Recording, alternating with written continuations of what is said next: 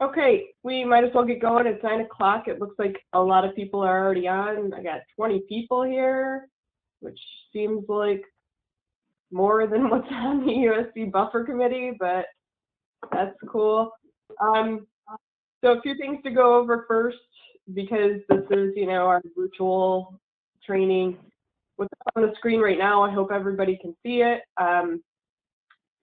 Remember to mute yourself. Mute your computer speakers, mute your phone, mute whatever, because it, presents feedback to other people, and we may be unknowingly providing some feedback that we don't want to. So keep yourself muted. Put your name in the chat box for attendance if you haven't already done so. And then, as we get going, we should be able to, you guys should be able to just like unmute and chime in. But if by some chance, a lot of people are talking and it's hard to get a word in edgewise, please, please, please put something in the chat box, and I'll, we'll stop everything and let you talk, So, okay, I hope everyone has the agenda up. Next slide here, if I can figure this out. We're just going to quickly go over some of the process and details for the state buffer program planning funding. So this is what this training is all about, is we want to make sure that district staff have access to this planning money. So you're going to develop a restoration plan, which we're going to go over today, and then learn how to seek reimbursement for that. We're going to talk a little bit with Finger Lakes Land Trust here next. They're going to go over a little bit about easements, and we'll get into why we're doing that here in a minute too. I'm going to go over a bunch of planning tools. Everybody that's on the phone today you guys are all at such different levels of technical expertise. We have people that just started here in March and June, and then we have some seasoned veterans that have been here for 15, 20 years. So I really don't mean to insult anybody by going over some of these planning tools, but it's just a reminder. And most of them are tools that I use when I do buffer planning, so take them or leave them. We'll go over the planning template and contractor estimate request, which honestly was generated using most of the information that I got from all of you when I first started. And then we'll go over some of the aspects of the Trees for Tributaries program that may make planning just a little bit different. So planning funding, we now have planning funding for all programs. Just a reminder, we have our CREP contribution agreement. You have to provide a 25% match for that though. And there's, set amounts of money for different tasks within that agreement. And we can talk further about that if anybody has any interest in accessing the funding from that agreement. But I think, I'm in contact with most of you that utilize that at this point. The state buffer program, so there is going to be no match required. So, you don't need to provide mileage or anything like that. If you really want to, you can, but you certainly don't have to. You're going to be paid per project size. And then, next slide, we'll go over the size categories. We do have some mileage to reimburse, and there's the rate there, but we have about 2,000 miles. I know that isn't a ton, but for those of you who are doing planning right away, let's use that mileage up and as best we can. This planning is for all other buffer programs. So Trees for Tributaries, like any of your AEM or Ag Non-Point Source or Climate Resilient Farming, WQIP, if any, if you're doing any projects like that that have a buffer, or maybe the buffer was planned or, thought of last minute and it isn't exactly in those grants to provide staff time for, you could use this funding for that. This funding could probably also be used as some type of match for you guys if you needed it. It is federal match, even though it comes from the state, it's coming from the EPA to the state to us. And then we have a 50 plan deliverable, which, believe it or not, we're more than halfway done with that, just between the stuff that Taylor and I do and some of the CRP stuff we've done.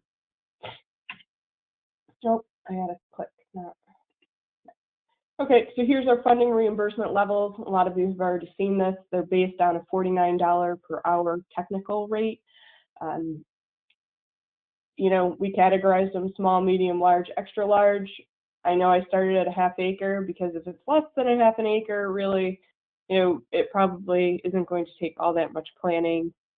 But if you guys run into an instance where you have a bunch that are smaller than that, we can talk about how to reimburse at an hourly rate for that. Basically, I just estimated the number of hours that on average it would take Taylor or I to develop a plan for that size project, which includes site visits, 1 or 2 of them, depending on size, and then all of the time it takes to go through all of our planning tools and then generate a restoration plan.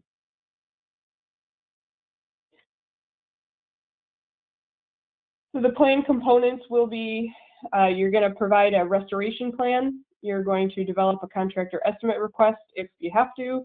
We're going to develop and generate a trees for tributaries application if you have to, and then an invoice. So there's probably, you know, you either do the contractor estimate request or the trees for tributaries application would be my guess. You'll be doing one of those two things. And so at the end of the day, to be reimbursed for the planning, you'll provide 3 documents. So report and billing. The invoice, I'd like you to just have this language in the invoice, state buffer program, and then the contract number that we have there for planning. And then I would like you to list the projects that you're seeking reimbursement for. So, you know, plan name, you know, landowner name or project name, size description, small, medium, large, extra large, and the amount being requested for reimbursement, and any mileage can be categorized or put in there as well. So for each project, once again, to be reimbursed, we'll have the invoice with that language included, and then each project, you'll have the Riparian restoration plan, which is a Word document that we're going to go over today, the contractor estimate request, and then a signed trees for tributaries application if needed. Okay, so we're going to switch over and talk a little bit to Chris West from the Finger Lakes Land Trust. And, you know, it might seem a little out of place. We're doing some planning, and then now we're talking to a land trust. But I want to, you know, kind of just introduce to you guys the fact that we're starting to do a lot of restoration work on lands that are either owned by a land trust or a land trust has an easement on those lands. And just, you know, through traveling around and talking with people, it seems like a lot of us may have some misunderstandings about what an easement actually means, and also how that can actually be of value to us as we're putting a riparian restoration project in the ground. You know, from our standpoint, we started working with these permanently protected lands a couple years ago when we received that DEC buffer protection funding. And we started doing work at Birdseye Hollow State Forest. And then it's just kind of snowballed, and we've engaged with a lot of land trusts locally to help them put easements on properties, to take properties that they already have easements on and develop some type of riparian restoration, or even further, we've helped land trusts to purchase parcels. So I think that there's a lot of potential work to be had, and a lot of potential collaboration with land trusts. So it would be great if we could all get on the same page. So when I say permanently protected, I just kind of mean it's either through a land trust easement or owned by the state. And then what our funding has been able to supply, where we've been able to really closely collaborate with land trusts, are support for transactional costs to purchase parcels. And then we have typically been funding all of the restoration work on these lands, but they for the most part have a lot of restoration potential in terms of acreage, you know, 10 acres, 40 acres. We've been doing stuff like that. So I am going to turn it over to Chris, and it's going to take me a minute because I need to make her the presenter.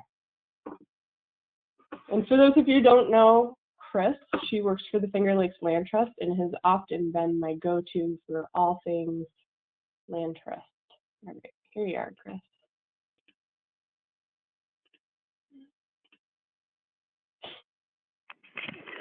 Morning, everybody.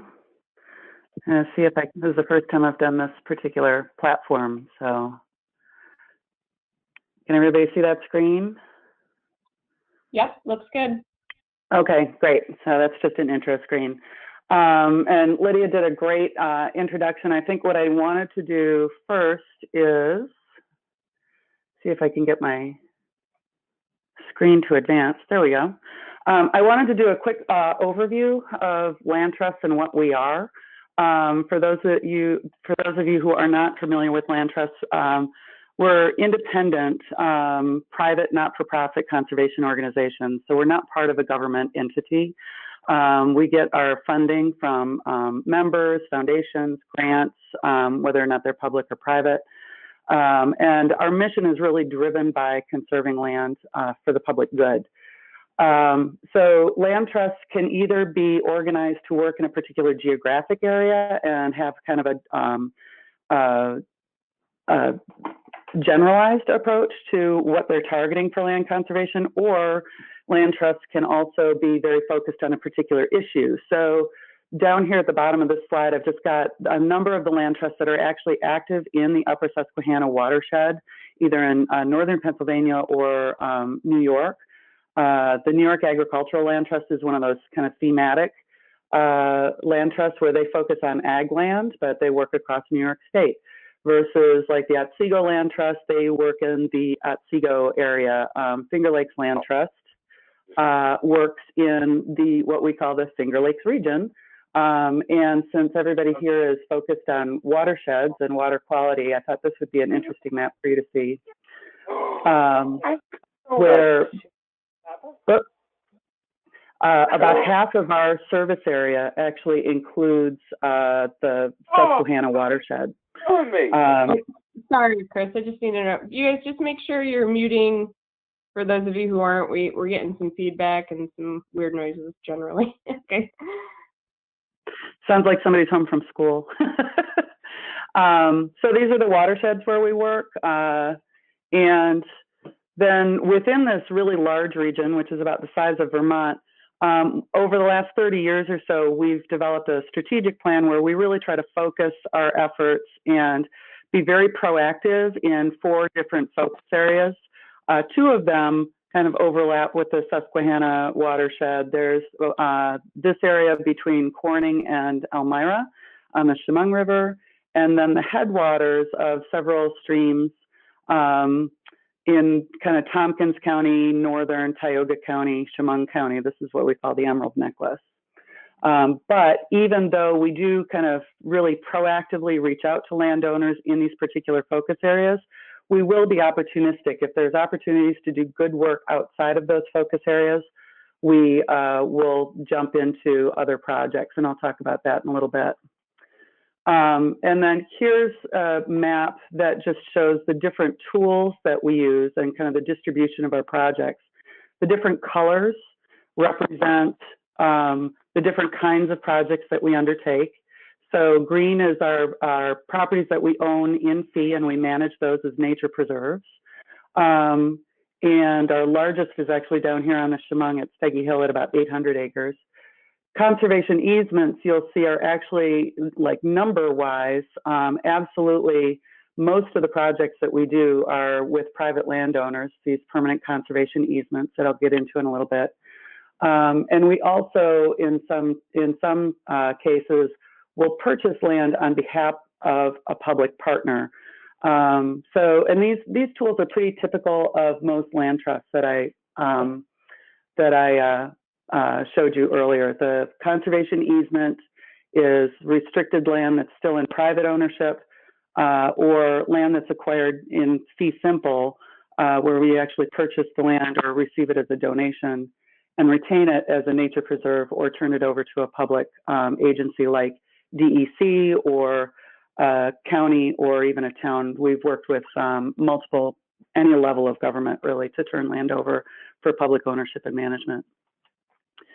So within that large area, I know that there has been some questions in the past about how our organization chooses and prioritizes projects. And I just wanted to share with you, this is a really kind of very simplified outline of some of the questions that we ask ourselves when we assess any particular project. Whether it's in a focus area is certainly one of those questions, but you can see here that we look at several other characteristics. So in terms of landscape context, is it in one of those 4 focus areas? Yeah, that's a big question. But other things that we consider are whether or not there's other nearby conserved lands, and whether or not the land is at risk of development, and would our action make a difference? Another category is whether or not involvement in that project will help us advance our mission of land conservation. And increasingly, we are becoming more and more focused on water quality protection and actual improvement. So any project that allows us to have a net benefit on water quality is certainly going to attract our attention. But there's also, if there's really high quality habitat that just needs conservation, that will weigh in as well. So a lot of these aren't, one or the other. It's kind of an additive approach that we take with our analysis. Whether or not public access is afforded, that is often a question that we ask ourselves in terms of, sometimes we have landowners who contact us and say, I want to protect my land, I'm not really sure how. And so sometimes they're actually thinking about making a donation of land. And I've actually had to have a conversation with landowners about whether or not it would be appropriate to have public access on their property. And in some cases, it's really not. It's better left as kind of working lands. And where it's, if it's a property that's big but remote, and is a kind of a working farm now, we would actually push for it to stay as a working farm. Some other things that we do consider is the size of a property. So if it's not, for instance, if a property is not in a focus area, but it's a really big property, then absolutely that would attract our attention. So, and the other piece here is our capacity to do the work in that area. And this is an area where our partnership with Lydia has been really helpful, because through USC, we've been able to increase our capacity through receiving funding from your organization. Honestly, for our organization to do conservation in the Susquehanna watershed is a challenge, because we don't have access to the same sources of funding, and our constituency isn't as strong yet in the southern tier. So, where you guys have funding, you might be able to help us, come to the table and take over some permanent conservation options. So this, I just wanted to kind of hammer home the point that, in my opinion, there's a lot of common ground between land trusts and the Upper Susquehanna Coalition. We have shared goals in terms of water quality protection and improvement. We both work with private landowners and actively engage with private landowners, which is critically important in this region, because most of the land is in private ownership, and so we're really engaging with the actual decision makers who will affect what our land looks like in the future. I think our skill sets are really mutually beneficial. We can offer the idea of, permanent protection, either through easement or with a nature preserve, and allow for and, create a space for restoration within those preserved lands. And then just to repeat, we have access to some private funding, and that can often be matched for public dollars or vice versa. So now I wanted to kind of slow down and go through a couple actual on-the-ground examples of work that we've done with Lydia. And the first is just an example of a really simple project where a piece of property was offered for sale. The landowner actually originally, this slide, on the left-hand side of this slide, is in green is our Arcgis Wetlands Nature Preserve, which is right on the eastern side of eastern side of Tompkins County, right at the Tioga County border. You can see the inset map down in the lower right-hand corner. So the Gutchess Wetlands Preserve is a headwater wetland on the west branch of Owego Creek. And we had an existing nature preserve, and this property kind of in the middle of this green block over here, that's actually a DOT mitigation site that will ultimately come into our ownership. But a couple of years ago, the Mix family, who owned and operated a dairy farm on the other side of Flatiron Road, which is that vertical line there, offered up for sale about 25 acres of land that they used to have as a farm field and pasture. And we thought that would be a great opportunity to just expand the nature preserve and afford some really nice protection on the west branch of Owego Creek. The property included about 2,700 feet of stream frontage, and the west branch of Owego Creek is one of the best creeks in our region for supporting native eastern brook trout. So in this particular partnership, we were able to receive some funding from Tompkins County, and USC also came to the table with some funding to help us with the purchase. And then after the purchase was completed, this map on the right-hand side shows the restoration plan that Lydia prepared for the property. So we were able to establish, USC actually established the restoration on the property. The kind of space between the restoration area and the road is an area that we're going to continue to manage for grassland birds, which have been seen and which frequent this area. But this whole property will be folded into our nature preserve and permanently protected. So here's an image of that property just after the cows were taken off. This is a shot from Flatiron Road looking to the east-northeast. The creek is kind of in the midfield there in front of that hill. And you can see what was going on with the dairy cattle out in this pasture.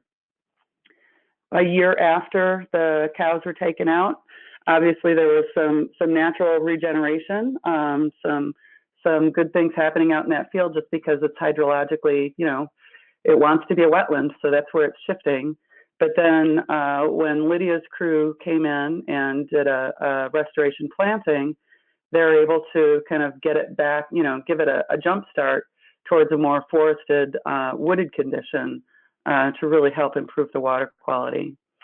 So that is just an example of how, our ability to acquire land in partnership with USC, with the funding, we can kind of move the dial a little bit from, taking a degraded wetland and restoring it to a more natural condition. And had we not taken action, I just want to see if I can reverse back a little bit.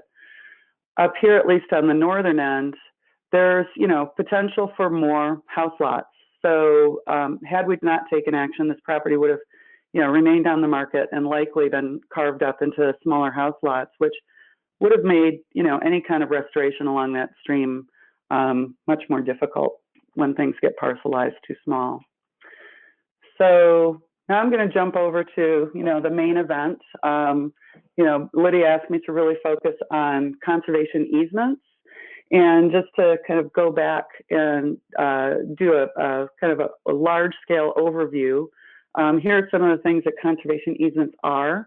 The conservation easements that we hold, that land trusts hold, are actually, they're permanent voluntary legal agreements between the land trust and private landowners, and they're set up to limit development and influence the use of the property into the future. They are binding on all future landowners, and the land does stay in private ownership and on the local tax rolls. And this is something that is, once folks in local municipalities understand that, they're much less hesitant to support conservation easements, because they understand that what we're trying to do is really conserve the rural character of their area, and it does not necessarily involve eroding the tax base by taking land off the tax rolls. with conservation easements, the biggest responsibility that the land trust has once we've gone through closing is we have agreed to take on in perpetuity the responsibility to monitor and enforce the restrictions in those easements, and that is fundamentally what we're set up to do. So as land ownership changes, we have to maintain relationships with the new landowners. And as properties around conservation easement sell and become subdivided, we're maintaining. We have to kind of maintain communication through the primary landowner with their neighbor to make sure everybody understands that this is a conservation easement and they need to respect boundaries. So there's a lot of ongoing communication there. And if at some point a landowner intentionally violates their conservation easement, we're actually bound by our charter and by the way we're structured as a not-for-profit. We're bound to take them to task, to make them stop the violation. And if they are really intransigent and just decide, no, I'm going to keep doing what I want to do, we have to take them to court, and we have to be prepared to take that on as a legal challenge. So many of the ways that conservation easements are written for land trusts are written with that in mind, our obligation to monitor and enforce them, but they're also written with a whole series of IRS criteria that are set out, because landowners are eligible for both state and federal tax incentives if they donate or partially donate a conservation easement. So if they want to claim the tax incentives, we at the Land Trust have to make sure that the terms of their easement meet all of the criteria that the IRS lays out. And I'll get into kind of the flexibility and the tailored part with an example in a minute. So I emailed yesterday a brief question and answer, one like 2-pager about conservation easements. It lays out the tax incentives at both the state and the federal level. But again, I just wanted to focus in here that conservation easements really do have to meet IRS requirements to be eligible for these incentives. And 20 years ago, the IRS would kind of accept that land trusts were, negotiating in good faith and doing our best to meet a public good and negotiate really good conservation easement language. But there have been some bad actors on the scene lately that have abused these tax deductions. So the IRS is actually taking closer and closer looks at easements that are claimed as deductions, and they're starting to challenge some language. And so we find ourselves in a situation where the IRS is kind of constantly shifting the landscape that we write easements in, and so we're responding to that. But I know one of the pieces of feedback that I got was there was a question whether or not land trust easements always had to be permanent. And they do if the landowner wants to if they want to claim that tax deduction, because that's absolutely one of the IRS requirements. It has to be a permanent gift of qualified conservation contribution. So we cannot do term easements, especially if the landowner intends to claim a tax deduction. So we set up our conservation easements at Finger Lakes is we establish different use zones within the conservation easement. So we'll go out to the property with the landowner and kind of map out different portions of the property for different uses. So the idea is that we want these properties to remain as working lands where somebody can live and raise a family. So we establish a residential zone where we really concentrate the buildings, whether it's for the homestead or farm operations.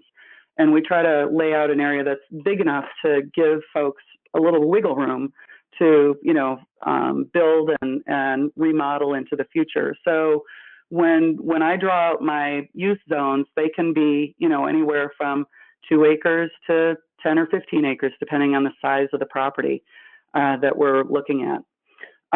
We'll also have an agricultural field zone, which is intended really to protect the soil and make sure that the soil is available for agricultural use.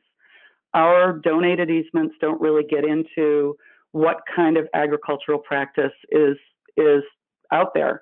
If somebody, right now wants to have a cornfield, and as long as they're, managing their soils appropriately, that's fine. If the markets shift at some point and they want to go to grass-fed beef, that's fine too, as long as it's a sustainable agricultural practice.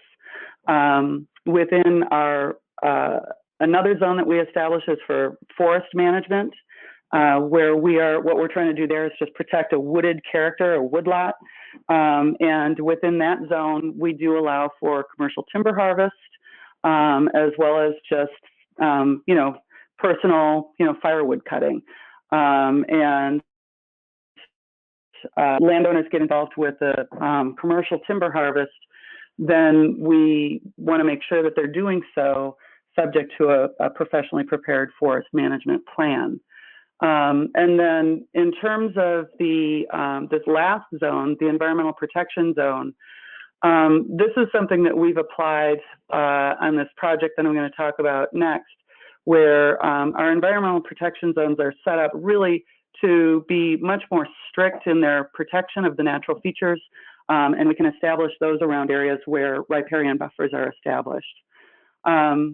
So that's kind of the zone structure. It's kind of this tiered approach with focusing intensive development on one part of the property, so the rest of the property can be managed and worked as a farm or woodlot, depending on whatever is out there.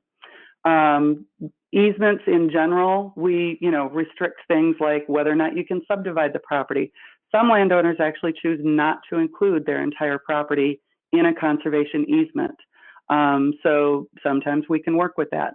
Some landowners, if they've got a really big property and have a couple of kids, and they say, I want to be able to, give this off to my 2 kids, we'll allow for subdivision, and we'll kind of plan for that. So oftentimes when we're talking about conservation easements with landowners, we're talking not just with them, but we're thinking about, what does the next generation look like, or perhaps the generation after that. And we really encourage folks to involve their families in these conversations. Any of the uses on the property have to be consistent with the conservation easement. So, we don't allow for like commercial development. There's not going to be bbig Walmart or parking lots going in on these properties, or storage units, that kind of thing. But, a house and a field where, you can have commercial use related to agricultural sales or forest product sales, you could do that. And then there's some other strict restrictions. So surface development for mining or mineral extraction is another thing that the IRS says is absolutely not something we could allow under an easement. And so in the southern tier, that's more of an issue, where folks have had oil and gas leases. Since the moratorium's been in place, though, New York State hasn't really advanced with the development of the Marcellus Shale. So a number of landowners I've worked with have actually been able to be released from old gas leases that they signed back in 2008, 2010. So those are just the way easements are structured. So now I want to get into an example of a particular property. So and the issue with conservation easements is that they are always driven by the landowner. We kind of tap into landowners who are conservation minded. And an example of that is these folks here, John Saylor and Sue Compton. They live actually just north of that Usc Wetlands project that I was talking about earlier, higher up in the watershed. on this inset map on the right-hand side, this, that yellow block is their property, which is surrounded on 3 sides by Hammond Hill State Forest. So if you think about the, the decision tree that I was showing you before, this property hits so many different areas where it's a really high priority project for us because it's surrounded by other conserved lands. It's got a high quality, trout stream on it. There's an opportunity here to really kind of solidify the conservation on the West Branch, or advance that conservation that we're doing elsewhere on the West Branch of Owego Creek. So this was a really cool project for us. And we were actually contacted by John and Sue. On the map on the right, you can see you can see a couple of ponds on their property, and they actually live in a house next to one of those ponds. And they had actually taken years to assemble ownership of this land. They started with the house lot, then they added a little bit more on the west side of Canaan Road. And they contacted us a few years ago when they noticed the property on the east side where the creek is went up for sale. And they said, we want to buy this and we want to protect it. And so they're really, really conservation-minded folks. So we started a conversation with them about an easement at that time. At the same time, U.S. Fish and Wildlife Service was doing some eastern brook trout surveys in the Susquehanna watershed, came and did some surveys on this property and found some. And there was also a kind of a perched culvert in the stream. So U.S. Fish and Wildlife Service came in, they removed the culvert, and they did some in-stream protection.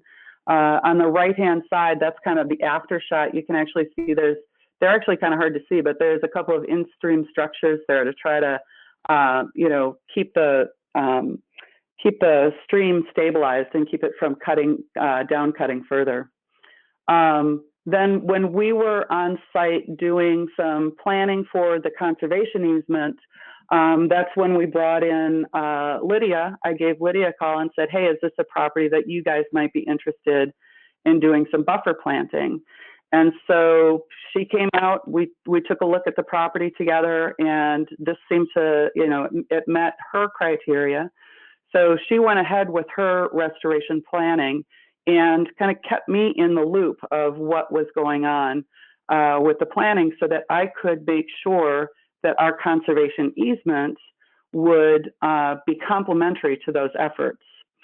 So this slide on the left-hand side shows the entire property with the different easement zones mapped out in different colors. So the kind of pinkish area, that's around the residential zone on that property. And you'll see that it's actually a pretty big residential zone that we established because we wanted to make sure they had enough room to manage those big ponds that they've got out there. They've got a driveway, an outbuilding, their house. But didn't necessarily want to end up in court over protecting a 50-foot strip of trees that buffered the state forest. So we chose to kind of really simple and blocky and just say, okay, this pink area, that's all your residential zone. Whatever buildings you want, make sure they stay over there. The field area is the area that's outlined in yellow. It's about 9 acres, or just under 10 acres. And that's the area where if they want to grow crops or plow or have animals, they can do that in that 9 to 10 acre area. We've got another forest management zone on this property where there's existing forests. So there's about 27 acres in there. But the thing that's probably most of interest to you guys is the way we establish our environmental protection zones. On this property, we established 2 of them. One on the west side of the road, where we have a environmental protection zone just north of this tributary to Owego Creek. And then the other one runs the length of Owego Creek. And you can see from this map on the right that our environmental protection zone here includes, I'd say, like 95% of this area that was kind of indicated as the restoration area in Lydia's plan. So Lydia and her crew went in there and they spent a lot of time and resources, you know, planting that in with woody material. And our conservation easement now will protect that in perpetuity. So the idea there is that that investment in public dollars in restoration, both of the creek that U.S. Fish and Wildlife Service undertook and that USC undertook, is now protected in perpetuity with the conservation easement. So that's just how this property or this project kind of rolled out. And, you know, I could envision a number of other ways that these projects could roll out, as long as we just, you know, maintain communication with each other as the project starts and then as it develops. So with that, I guess we'll take any questions, or if you want to share anything in the chat. Thanks, Chris. I have a question to start us off here. When you develop your use zone, can you develop a special, like a different or an additional building zone that may not have a building on it currently, but that the family may like to put a building on in the future? Yep. So we'll often do that where we have, so I'm working on a number of projects now. I've got some folks who have, for instance, there's a property that was purchased as kind of a recreational hunting property. And the only thing that's on it right now is kind of a, I'll call it a man cave. It's a kind of a barn where, you know, on the first floor, they keep their toys, and upstairs is where they'll bunk in when they're out there, hunting. And it's really just kind of a barn. But they're thinking at some point they might want to build a house. And on that property, we talked about, so where would it be most likely that someone would build a house? And in that particular case, you know, we weren't entirely sure. And so what we did is we kind of mapped out two potential areas where, you know, you could either put a house and establish your farmstead in this area over here, and we map out like an 8-acre area, or, you know, you can move it over, you can have it over here. We used to be able to be a lot more flexible, and this is one of those areas where the IRS has said, yeah, no, you can't just have this floating idea. We actually have to pin down a couple potential locations for future structures. And so we're doing that by kind of establishing, you know, maybe I call it the Monty Hall approach. You know, it's like, okay, you can have a house either here, here, or here. There's 3 potential options. Pick one. So yeah. So yes, we can absolutely do that. Okay, thank you. Does anybody else have any questions?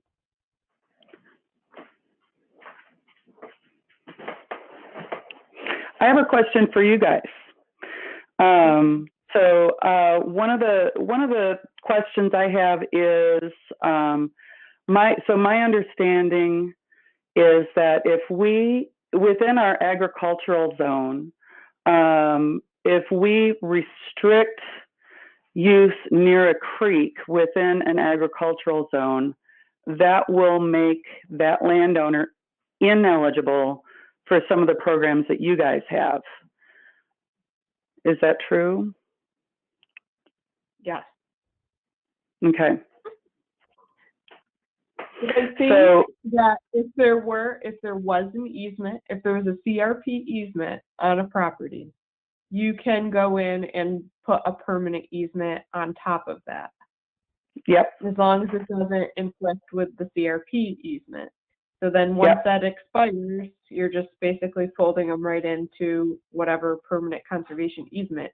But yeah, you can't have a permanent conservation easement and then seek out a CRP 10-15 year easement. So if we have a permanent conservation easement that just says you can practice agriculture over here, but it doesn't make any special accommodations for a creek. So the creek's not technically protected from, you know, somebody plowing right up to it. You know, could they then be eligible for CRP or something else? I don't know. Does anybody else have any input on that? I honestly don't know. It seems like you should be able to, but I thought everything that I have learned so far has said if there is a easement on it, then you can't put another type of easement on it. That's my understanding as well. Yeah. So, Troy wants to know, what kind of money are we talking for the landowner to conserve, or is it just a tax break? So, so cost to the landowner or income to the landowner? I think maybe income, of course, but I would like to know too, cost to the landowner. Yeah. So both. Right. So most of the easements that we do are donated conservation easements. So we do not pay them anything for the easement. So the financial return really is the tax deduction. There's two exceptions for that, and there are two state programs that we've been able to tap into. There's the state Farmland Protection Program and the state Water Quality Improvement Program, which will pay 75% of the value of the development rights that are being terminated on that easement, and that's all based on a appraiser's report. So far, we haven't been able to find projects in the southern tier that are competitive for those programs. So the Farmland Protection Program specifically targets farms that have either prime or soils of statewide importance, and are also under like imminent threat of conversion to some kind of non-farm use. So, generally, southern tier farms don't have the same quality soils that other farms further north in our region have. So that is just a really competitive program that we haven't been able to find a good match for. There's the Water Quality Improvement Program. That one is focused on source waters, protecting source waters for public drinking supply. And so far, we've focused our efforts on 6 Mile Creek, which is a drinking water supply for Ithaca, and Skaneateles Watershed, which is a drinking water supply for Syracuse. And so our calculation there is that there would definitely be support in Albany for protecting, drinking water supplies for large population centers. There was one other grant program that was the Dairy Transition Grant. We did talk to one landowner in Tioga County about potentially working in that one. But I think they had some concerns about the amount of buffer that we were requesting of them. And so they decided not to move forward. So, so in terms of income, the only time we have money to offer a landowner is when there's a public funding supply for that. We're hoping that in the future, there was some talk about a forest easement program that New York State would offer payment on conservation easements for protecting chunks of forest. And I think that would be a really good match, a really good fit for a lot of southern tier landowners. So I'm hopeful that in the future that will change. Lydia, in terms of costs of these projects for conservation easements, the direct costs are, they can range between, I'm going to say $20,000 and $25,000. It depends on the size and character of the property and how complex the survey is. The biggest cost in these conservation easement projects is related to our need to continually increase our stewardship endowment. As I mentioned earlier, we as an organization are taking on the responsibility of keeping an eye on these properties into the future. And we're very careful to make sure that with each new obligation we're taking on, we are increasing our long-term sustainability as an organization. And so part of that is to, establish a stewardship fund for each conservation easement. Thank you. One You're last welcome. question. Yep. How are conservation easements, specifically the different protection zones, affected by natural disasters that may alter the landscape? So that's a really good question. Within our easements, we actually do have accommodation for, like, if we've got a protection zone set up and there's a massive flood, we do accommodate for restoration activities. We accommodate for, removal of invasive species, placement of structures in streams if you need to do some stream restoration, that kind of thing. In the case of like forested areas, if there's like a huge blowdown or an insect infestation, we accommodate for that in the easement so that, management can go in and, the landowner can respond to those situations. But I think the biggest thing that we do within our easements, in terms of, thinking about natural disasters and, since we're talking about, Susquehanna River watershed projects, the biggest threat there seems to be flooding. And what our easements really do is they keep development out of those sensitive areas. So in some ways, they're very preventative. We would think about if somebody wanted to have a residential zone on their property in the future, and there's no house there now, we would look at that property and say, what does the lay of the land look like? And that's actually a question that we recently addressed at another project that I'm actually working on in Tioga County, where I looked at, the FEMA flood insurance rate maps to see, where the highest risk zones, and we made sure that the residential area stayed out of those and stayed up on the high ground. Perfect. Thank you.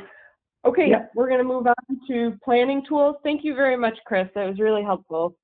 Awesome. Thank you, guys. And I'm always available if you've got any questions. You can reach me online or I'll on my cell phone.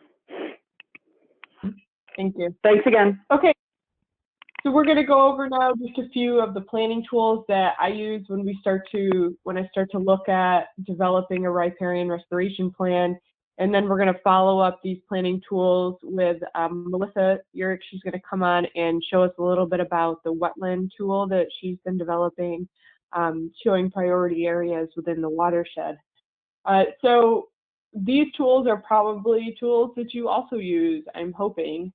The first one being, I have 5 of them here. These are my most commonly used tools. The last one there, the State Riparian Opportunity Assessment, I actually don't really use that at all, other than just to kind of sometimes do outreach for a particular area. I don't really use it to plan any specific sites.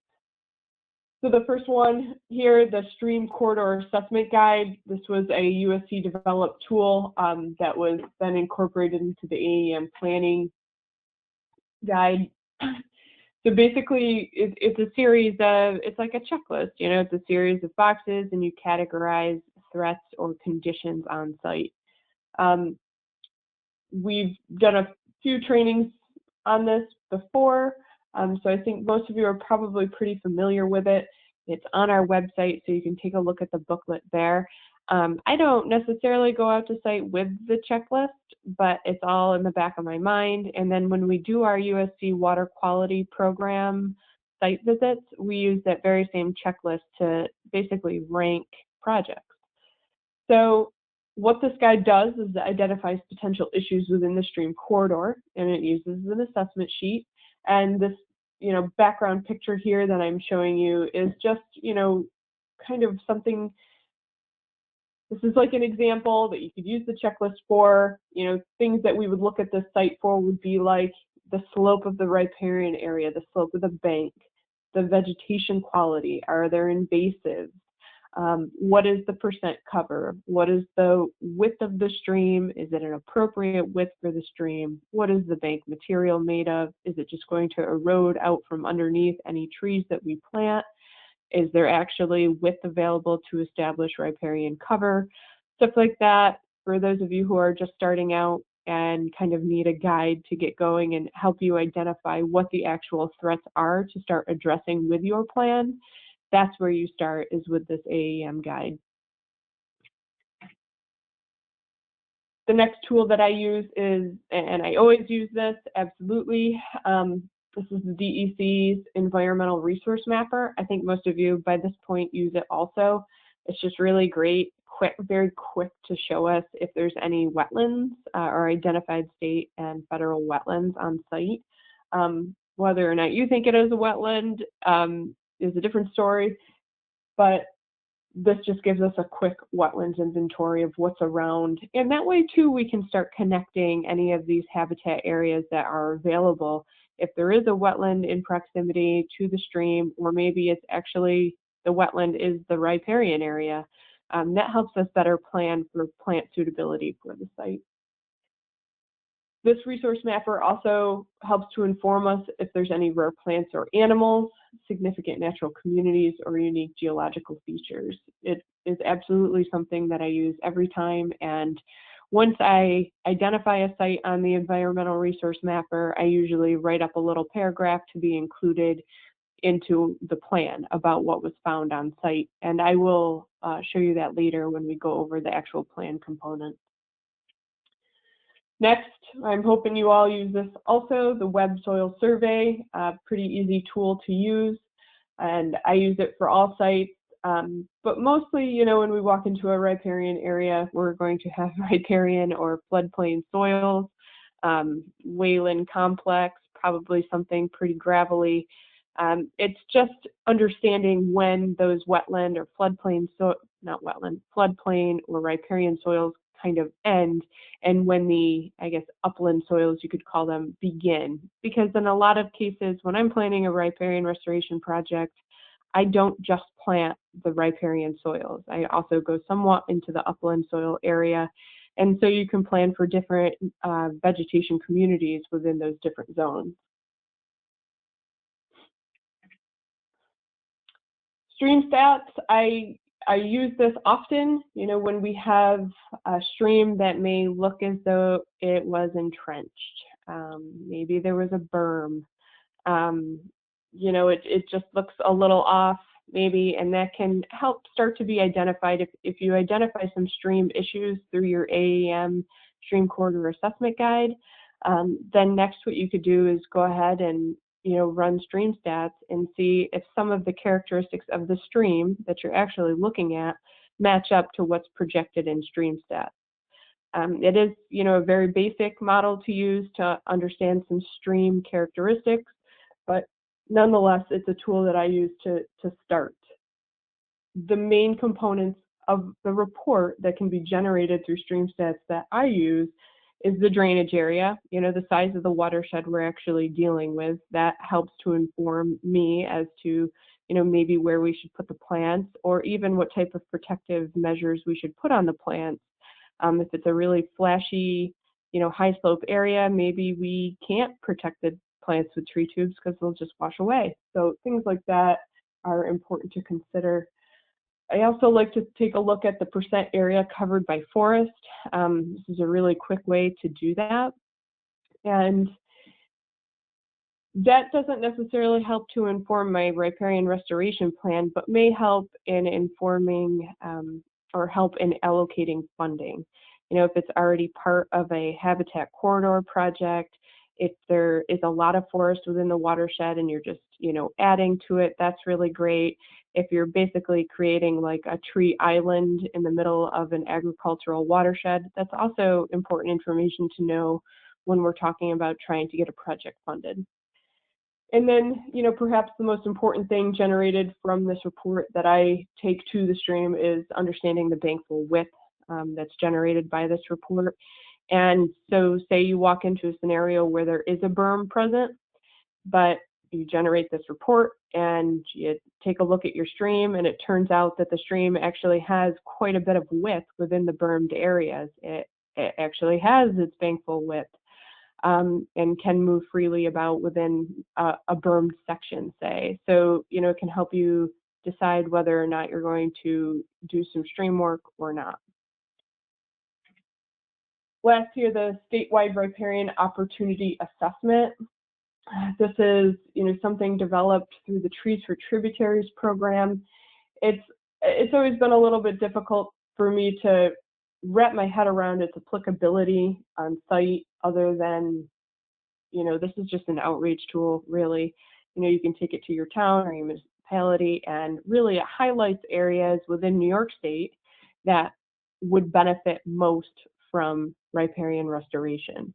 And then you have several variables that you can kind of toggle through or choose as to, you know, if you wanted to prioritize species, brook trout, say, or if you wanted to prioritize combating flooding or something like that. You can kind of choose the variables that you would like to highlight, and then the tool can shift and show you where in New York State and within the watershed really would be most beneficial to start with riparian restoration. So it's more of a prioritization tool, but I wanted to make sure it was here just so that you guys could take a better look at it if you wanted to. And so we didn't forget about that. So those are the tools that I have to show you. Just want to go over a few plant resources. We're printing out and binding some of the native plants for wildlife habitat and conservation landscaping from the U.S. Forest Service. A few of you got those, I think, a couple years back, but we're redeveloping some of those, and we'll have a few of them to distribute. We'll probably just mail them to you. If you would like one, please just let me know, and we'll make sure that you get a copy. One is coming to you, Bailey. You're top of the list. We also developed an internal document. We call it the Wetland Plant Profiles. Obviously, it has more than just wetland plants there, but that's where we started with it, and that's what it's called now. But the USC buffer team uses that pretty religiously.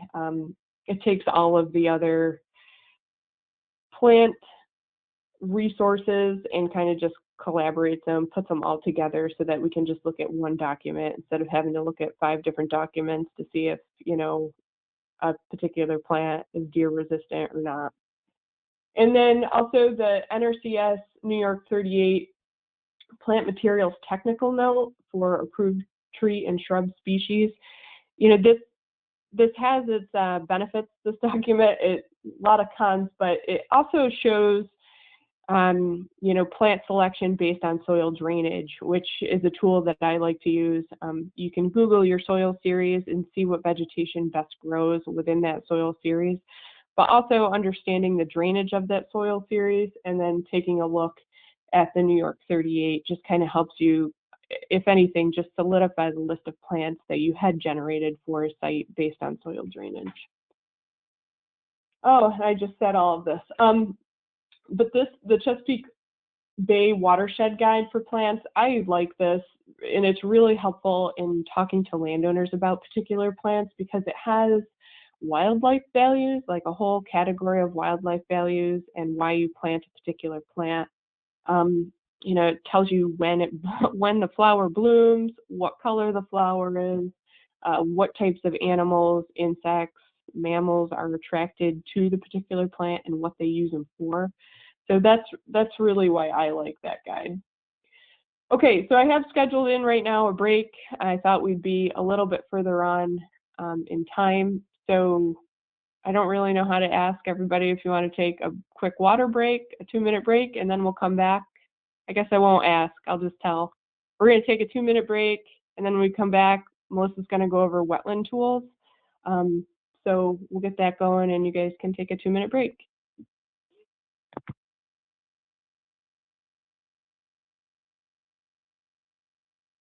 All right, Melissa, I'm going to make you the presenter.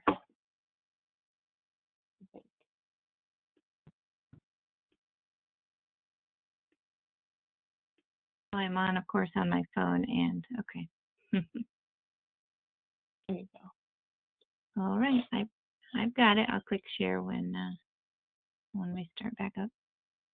Okay, perfect. I'm just gonna go grab some water.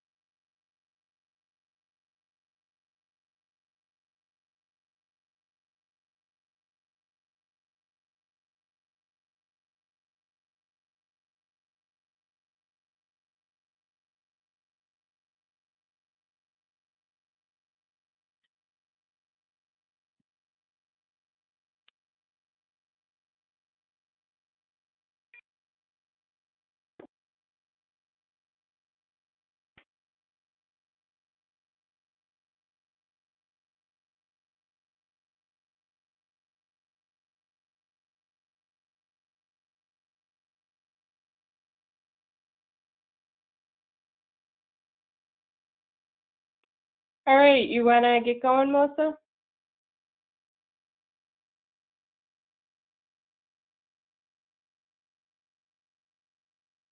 Okay, you might be muted. I can't hear you. Yep, I was. Okay.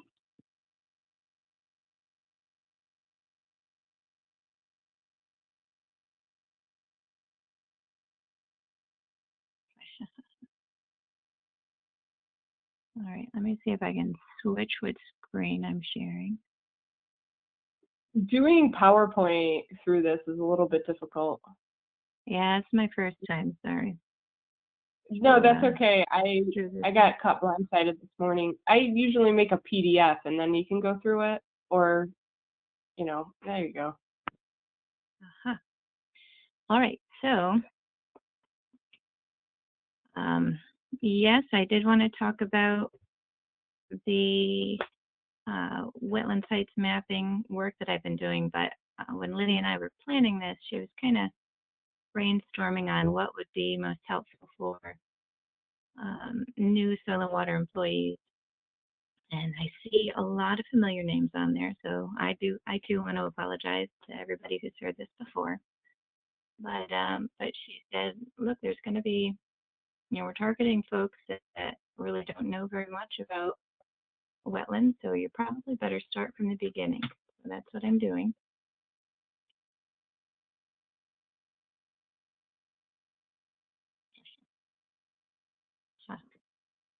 With wetland definition.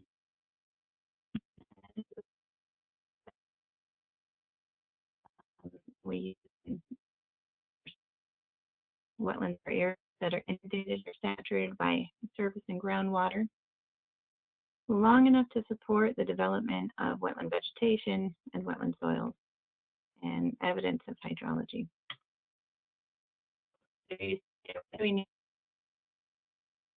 We have wetland maps out there, including NWI Wetland Maps and DEC Wetland Maps, and it's definitely what most folks use to determine whether or not they're working in a wetland. But the purpose of NWI wetlands originally was just to be used as a tool for planning. It wasn't meant to be an identifier of all areas of wetland or not, or all areas where the Army Corps would regulate or not. And as you can see on this map, we have the NWI wetlands outlined in blue, but the actual wetland that was delineated on the property is in black with white dots for every turning point or every point along the boundary. And the NWI wetlands for this property only represented 28% of the total wetlands delineated. So I think that that's probably on the low side. Most areas are a little bit better mapped, but it's important to keep that in mind when you're working in areas where permits might potentially be required, is that just because NWI says it's not a wetland doesn't mean it's not really a wetland. Same thing for DEC, although I'm sure most folks know that DEC only regulates large wetlands, 12.4 acres and above. But just because it doesn't say that there's no DEC wetland just because it doesn't say there's a DC wetland doesn't mean that it's not a wetland. But it does mean that there's no DC regulated wetland that DEC will not regulate it. They really only regulate areas that are mapped by their database areas, including the buffered areas. So if you don't have a DEC mapped wetland on your property or near it, then you probably don't have to work with DEC for getting permits for any kind of disturbance.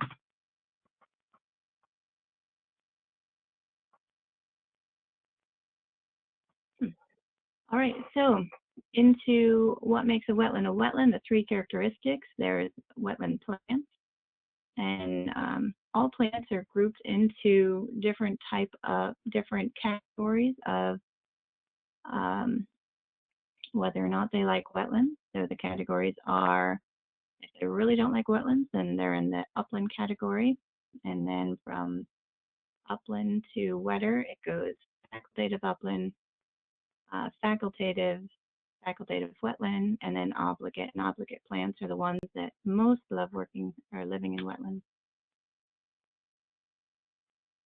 And there are databases out there that tell you whether or not a plant really loves to grow in wetlands. And we actually have one for this region. It has over 4,000 plant species listed in it. And it's definitely a great resource if you're interested in learning more about plants and whether or not they love wetlands. And as Lydia mentioned, I guess she and Laura developed a really great plant species list for planting, and it includes whether or not plants love to grow in wet areas. And I found that the indicator status, or whether something is a upland or obligate plant, is pretty accurate. And so it's really a great resource for when you're trying to plant stuff. But again, you've got to know whether or not it's a wetland. When it comes to actually identifying whether or not a wetland is there, Army Corps has a data sheet that you use. You fill out what species are present, the percent cover of the species, and then the indicator status here, obligate, fac, wet. And you use that to calculate whether there's enough dominant species to make it into a wetland. If there's 50% or more dominant species that are wet loving, so facultative, fac, wet, or obligate, then that area would delineate as a wetland. Or there's a more in-depth prevalence index that can be used to determine. So apart from vegetation, you look at evidence of hydrology. And evidence of hydrology comes in several different groups, whether you're observing surface water saturated, evidence of recent inundation, evidence of current or recent soil saturation, or evidence from other site condition data. This is also from the Army Corps data sheet. You can go through and say, all right, we have hydrogen sulfide odors. That's a clear indicator of hydrology. You check that box, and that means that you now have two of the three categories. You have vegetation and soil. Here's some evidence of soil surface cracking, which means that there was water there for a long enough time that it caused clay in the soil to shrink and swell and shrink. And as it dried out, it left behind the cracks. But that's evidence that hydrology was present at one time. Another evidence of hydrology here in the center, you see you've got a bare area. It doesn't have the shrink and swell, but it was full of tadpoles and other dead aquatic fauna. And that's another evidence of hydrology. Here's a closer look. The poor guys. You don't have to have wetland or water there for the entire year in order for it to be a wetland. So these are just ways to tell. And then the third part of the definition is related to soil. Hydric soils, anybody who's familiar with NRCS, that's actually the NRCS definitions are what the Army Corps uses. But it's based on color and texture, and there's an awful lot of resources out there for anybody interested in learning more about hydric soils. So that's what makes a wetland a wetland. The three categories. You have wetland plants, you have evidence of wetland hydrology, and you have wetland soil. And why are wetlands important? They detain runoff and floodwater, they improve water quality, increase biodiversity, and they can promote water infiltration, which is really important to our groundwater. Here's a chart that we've shown for 20 years, done by Novitsky, just reviewing the anticipated flood flows in watersheds and how they change based on the percent of wetlands in those watersheds. And it's just a visual representation of how wetlands are so good at absorbing runoff and keeping it on the landscape.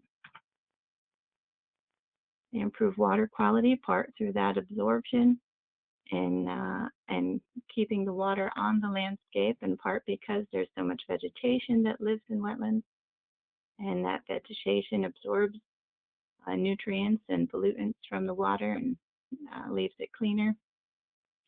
And it also allows it to seep into the ground where the soil performs the water quality improvement.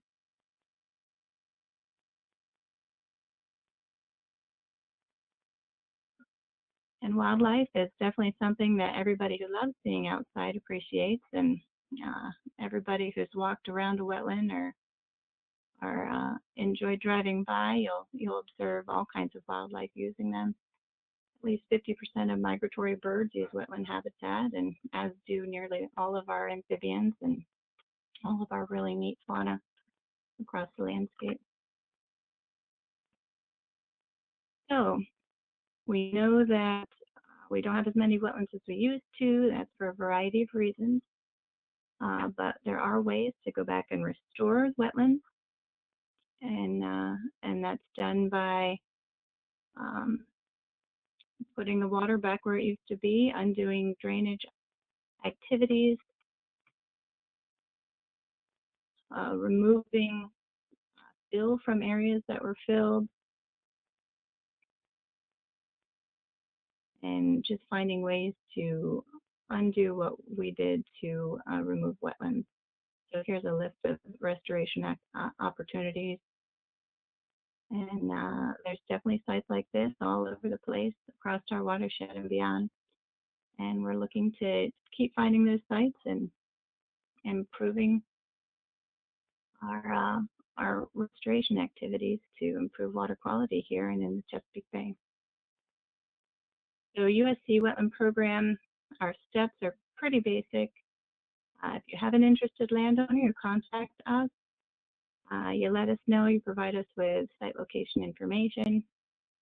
We'll review the property both digitally and make sure that we have suitable funding. That is something that we're continuing to develop, always looking for opportunities to have more restoration funding and get more sites on the ground.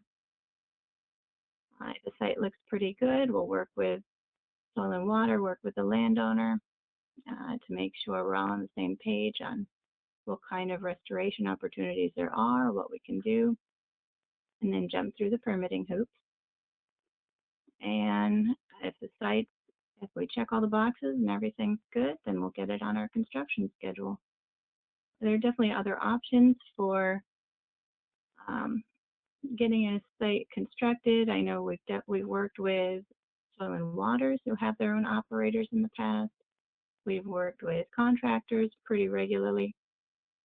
So this isn't the only way that we can get sites done, but this is kind of what we've developed through the years.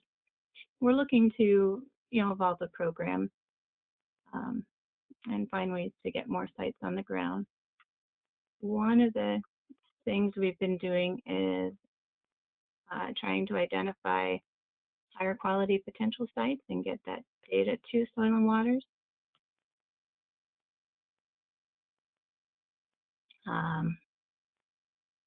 So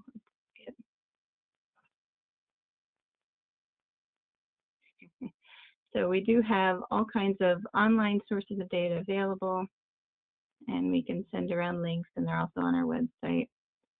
But when you folks are looking at potential sites, you can look at these resources. But again, remember, NWI and DEC aren't the be-all, end-all for determining whether or not something's already a wetland. USDA Soil Survey that Lydia already mentioned, and USDA Plants database is one of those great sources for identifying plants and whether or not they love wetlands. And Google Earth is great because you've got the historic aerial photos that you can skip through. And back to my discussion of developing our prioritized site list. So what I've been incorporating are data on slopes and soils, the high resolution land cover that's available from Chesapeake Bay, model-based ranking of nitrogen delivery in watersheds, using that to prioritize those sites where nitrogen retention, or at least the model calculates nitrogen retention to be the highest. We have parcels for many of the counties across the watershed, so we're able to look at individual parcels and individual landowners and find those sites that have the greatest amount of opportunity. Of course, incorporating NWI and DEC regulated wetlands. The DEC in part is it's a nice area to avoid because it adds a pretty big permitting hurdle. We do have our existing wetland projects database that we can make certain we're not identifying sites on top of other sites. And the new NRCS Easements database.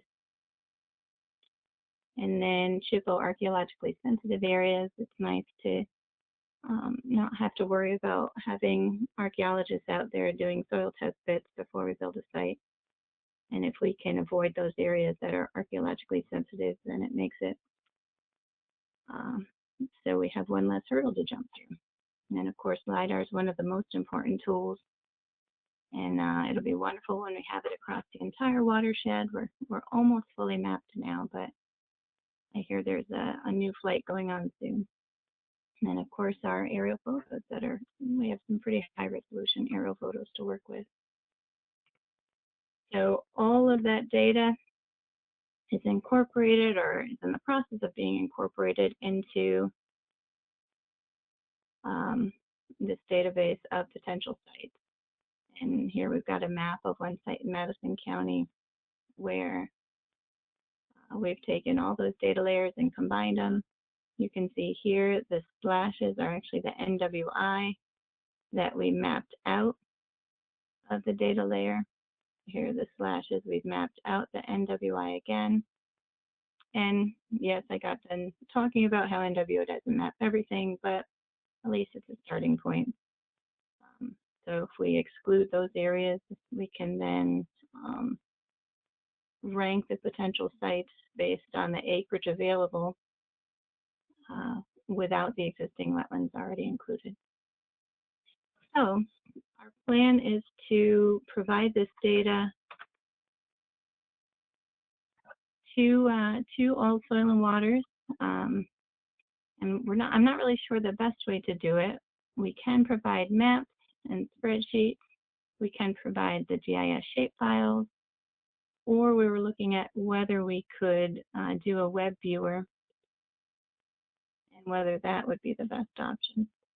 So here's one web viewer using ArcGIS Online, and it's it's pretty easy to load a shapefile up there. Excuse me. And then it would have the information that we would need, including acreage and landowner name. And then of course we have the opportunity to go through the different types of background maps.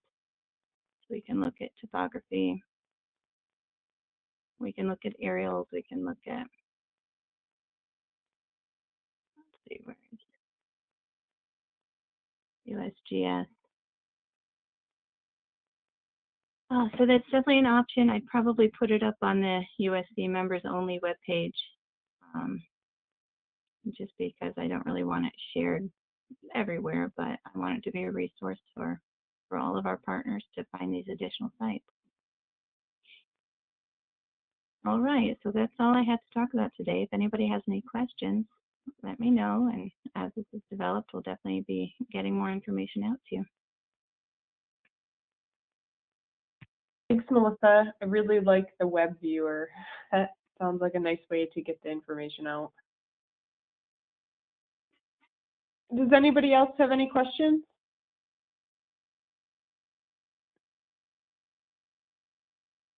All right.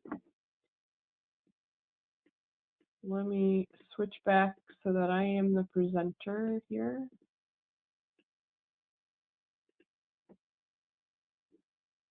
And we'll start going over the Riparian Restoration Plan components. So now we have all of our tools. We know, we can do a whole bunch of computer stuff before we go out to the site. Knowing when and where there's wetland restoration potential and riparian restoration potential together makes for a really great project in terms of, funding that part of the project, but maybe other project components too, like on-farm type of stuff, stream exclusion, cattle exclusion, water crossing, stuff like that. The higher conservation value, I guess, of a project really ups the potential for us to fund stuff like that.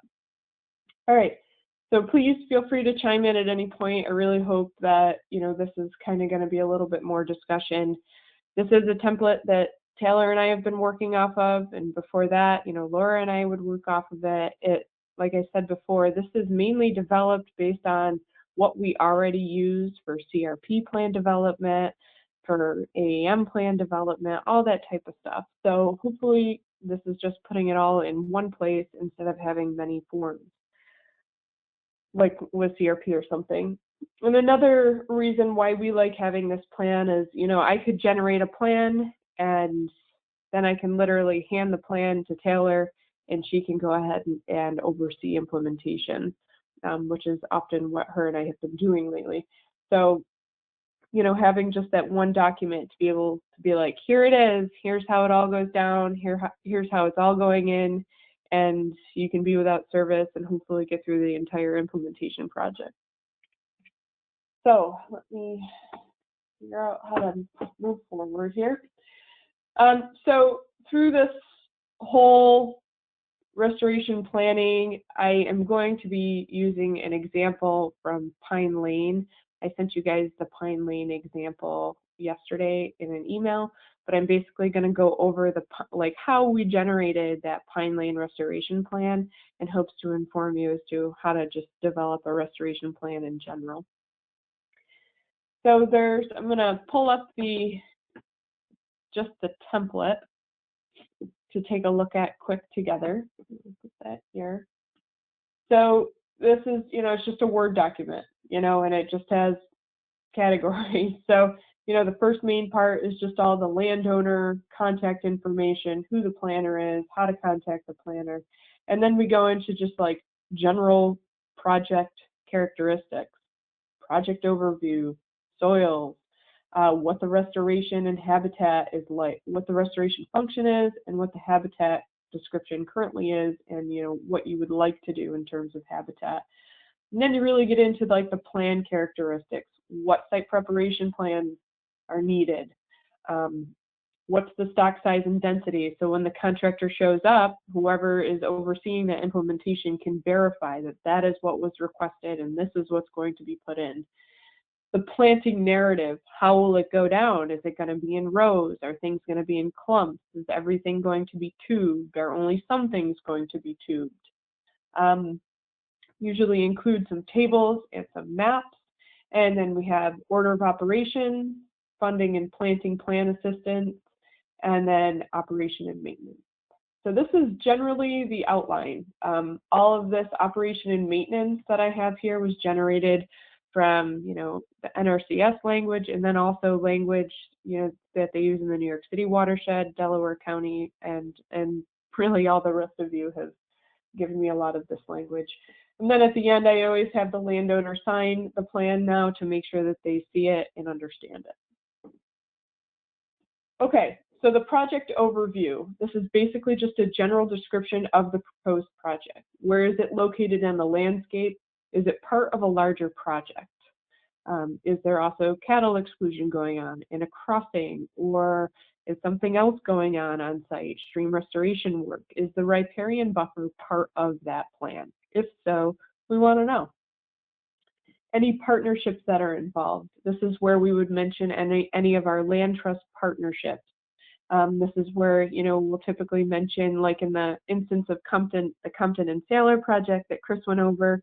You know, I'll mention here that the land trust is putting an easement on the property with a special use area in the riparian zone. Any landowner considerations that help to inform the rest of the planning process. You know, is the landowner really into pollinators, is looking to create some type of pollinator corridor, or, you know, some other thing that the landowner would really like. Incorporation of edible plants, multifunctional buffers, stuff like that would go in this area. Just a general project description with landowner considerations. And then also I like to put the timeline here. You know, are we talking about next season planting, or is this going to take, you know, are cattle exclusion is going to take place first so that then planting won't take place until fall? Stuff like that. Okay, so I'm going to go back here. So I didn't mean to highlight that, sorry. So here's Pine Lane. This is our Pine Lane project, just to kind of show you where it is in the landscape. This is the Unadilla River, all along here, which has a lot of agriculture right up to the top of the bank. A few other pins are in the area. This right here, this is another project we did further along down on the Unadilla River. So we do have some other projects in the area, but really this project wouldn't connect any of those projects. It wouldn't contribute to habitat connectivity, probably. So for the description of this project, basically what I have here, and I'll shift it back over so we can all read it together. This project, the proposed size of the Unadilla River Restoration Project is 8.9 acres.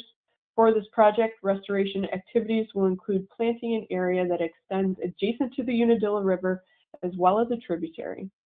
The project area is approximately up to 450 feet wide from the top of the bank. The property is owned by, in this case, they're owned by the Wetland Trust, and there's a conservation easement on the property held by the Wetland Conservancy. The easement limits soil disturbance and agricultural activities on the property and throughout the whole riparian area. It's anticipated that site prep will be performed by the USC Wetland team, and the planting will be performed by a hired planting contractor. Heavy machinery site preparation will occur fall 2020, with planting scheduled for spring 2021. The project will provide habitat connectivity for both riparian and adjacent wetland areas. I probably could go further and mention here that the wetland team has already done some wetland restoration in there and that they plan to do more on the property as well. Any questions about project overview and the information to be included there? Please just feel free to jump in. Here's some representative photos. Looking here, the right side of this picture here, this is where the restoration opportunity is, and you'll see the nice picture because that other bank, I think we're looking upstream here, this other bank is, you know, corn right to the top of the bank, which is very common in the Unadilla River. But here, just looking at this bank, we don't have a lot of canopy cover. There's a random box elder here and there, but really very few willows, dogwoods, any shrubby material on the bank is lacking, totally lacking canopy cover. This top photo here, this is taken, I'll show you where I took it here in this picture. I took this photo standing right about, right about here where my cursor is where I took the photo. You'll see this, there's a little depression here. The wetland team built a small wetland right here, and that's what you're looking at with some of this vegetation sticking up over the goldenrod. So that little area there has to be avoided. But generally, that's what the field looks like, the upland area. There's white pine, and it's generally just all goldenrod. When we get further down into this area here, this was dominated by honeysuckle. It was really pointless for me to take a picture because, you know, I'm just staring at honeysuckle in this whole huge area here. So what we've really planned is for the wetland team to go in, and we have some really nice equipment now to go in and take down all of that honeysuckle and really create a nice spot for native vegetation. So those are my representative photos. This is the project area extending all the way from here, around, and to here. And here's the other small tributary coming in.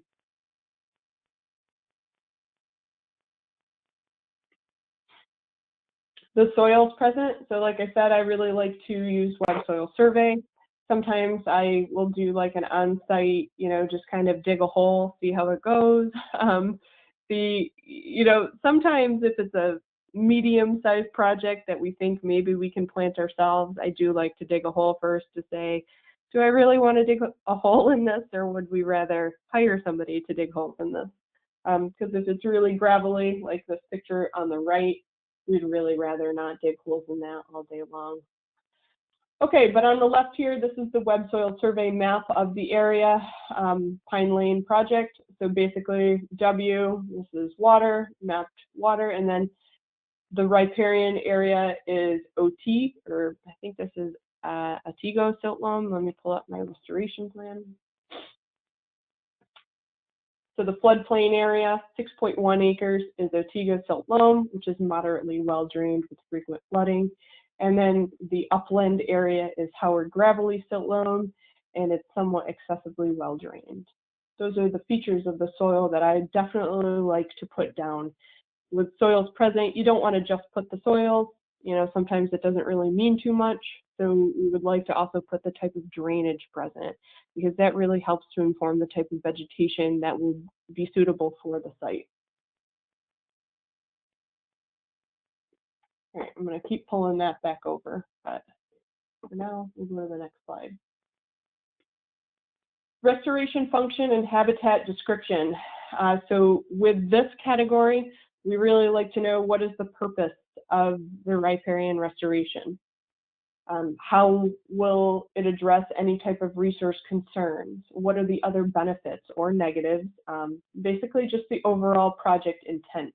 This is also where we mention native, non-native or otherwise invasive species, because an intent of the project, and in this case of Pine Lane, part of the intent of the project is to remove the invasive honeysuckle and establish native canopy cover. Honeysuckles will no doubt come back in, definitely not with the abundance that they were there at one time, but we're going to try to establish canopy cover and native canopy cover with that.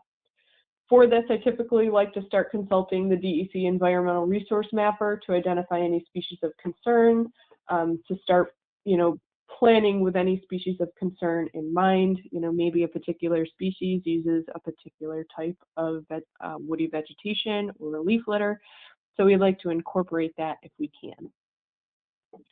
I'll pull over my restoration plan so we can go over it. So for this, the primary purpose of the project is to create a riparian forest for water and habitat quality purposes. We're going to restore native vegetation to the riparian area. It will provide stormwater retention, sediment and erosion control, and filter stormwater nutrients. Riparian restoration will enhance habitat for terrestrial and aquatic organisms, of which several species of concern are noted to be in the area. In particular, brook trout, freshwater eels, pearly mussel, hellbender salamanders, and these were identified through several sources that I listed. I consulted the Natural Heritage Program, New York State DEC's Environmental Resource Mapper, and then local sources, especially for the hellbender and freshwater eel information. Moving on to the habitat description, I put currently existing. We want to know what is currently existing there so that we know, what we are doing is going to address the current situation and develop it into our project intent. So what's existing right now are adjacent wetland complexes, and so they add significantly to the habitat available near the site. There's a small wetland created by the USC within the project area that I showed you earlier in that one little photo. And then upland areas are dominated by goldenrod and grasses. The floodplain area has lake sedge and invasive honeysuckle.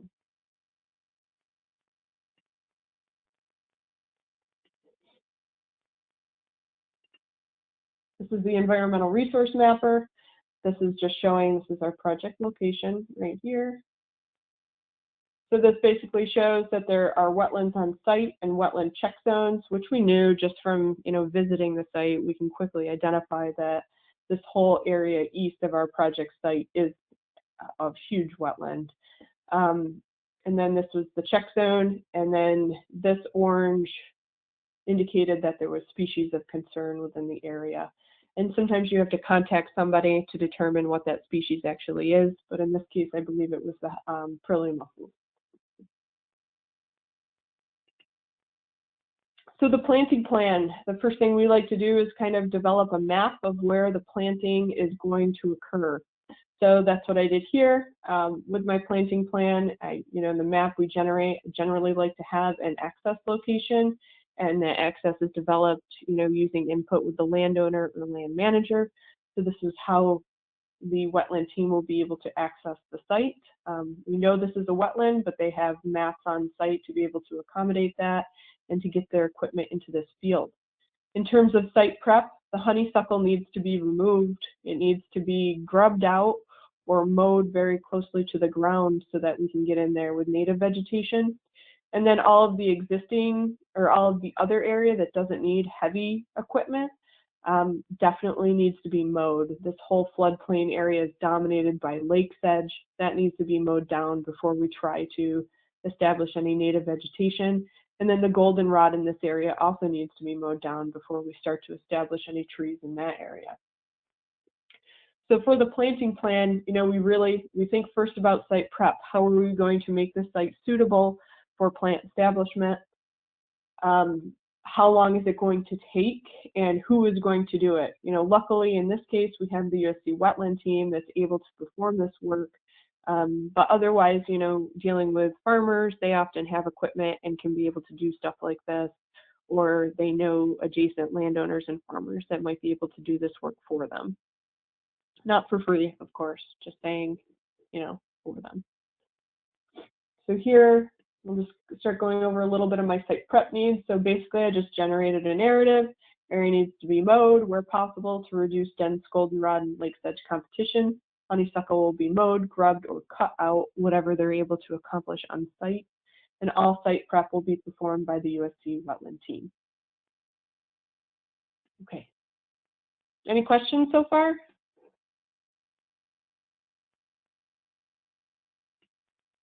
Okay, stock size and density. So this is, a space in our planting plan. We need to kind of start identifying what we're going to call for, because this is important information to generate our contractor estimate request from. So we need to know, are you using bare root, tubing, container? If you're using a bare root, do you have a size requirement that you typically ask for? Are you okay with 6-inch stock, or are you saying that it has to be 12-inch stock or larger? Those details need to be written out in the stock size and density category.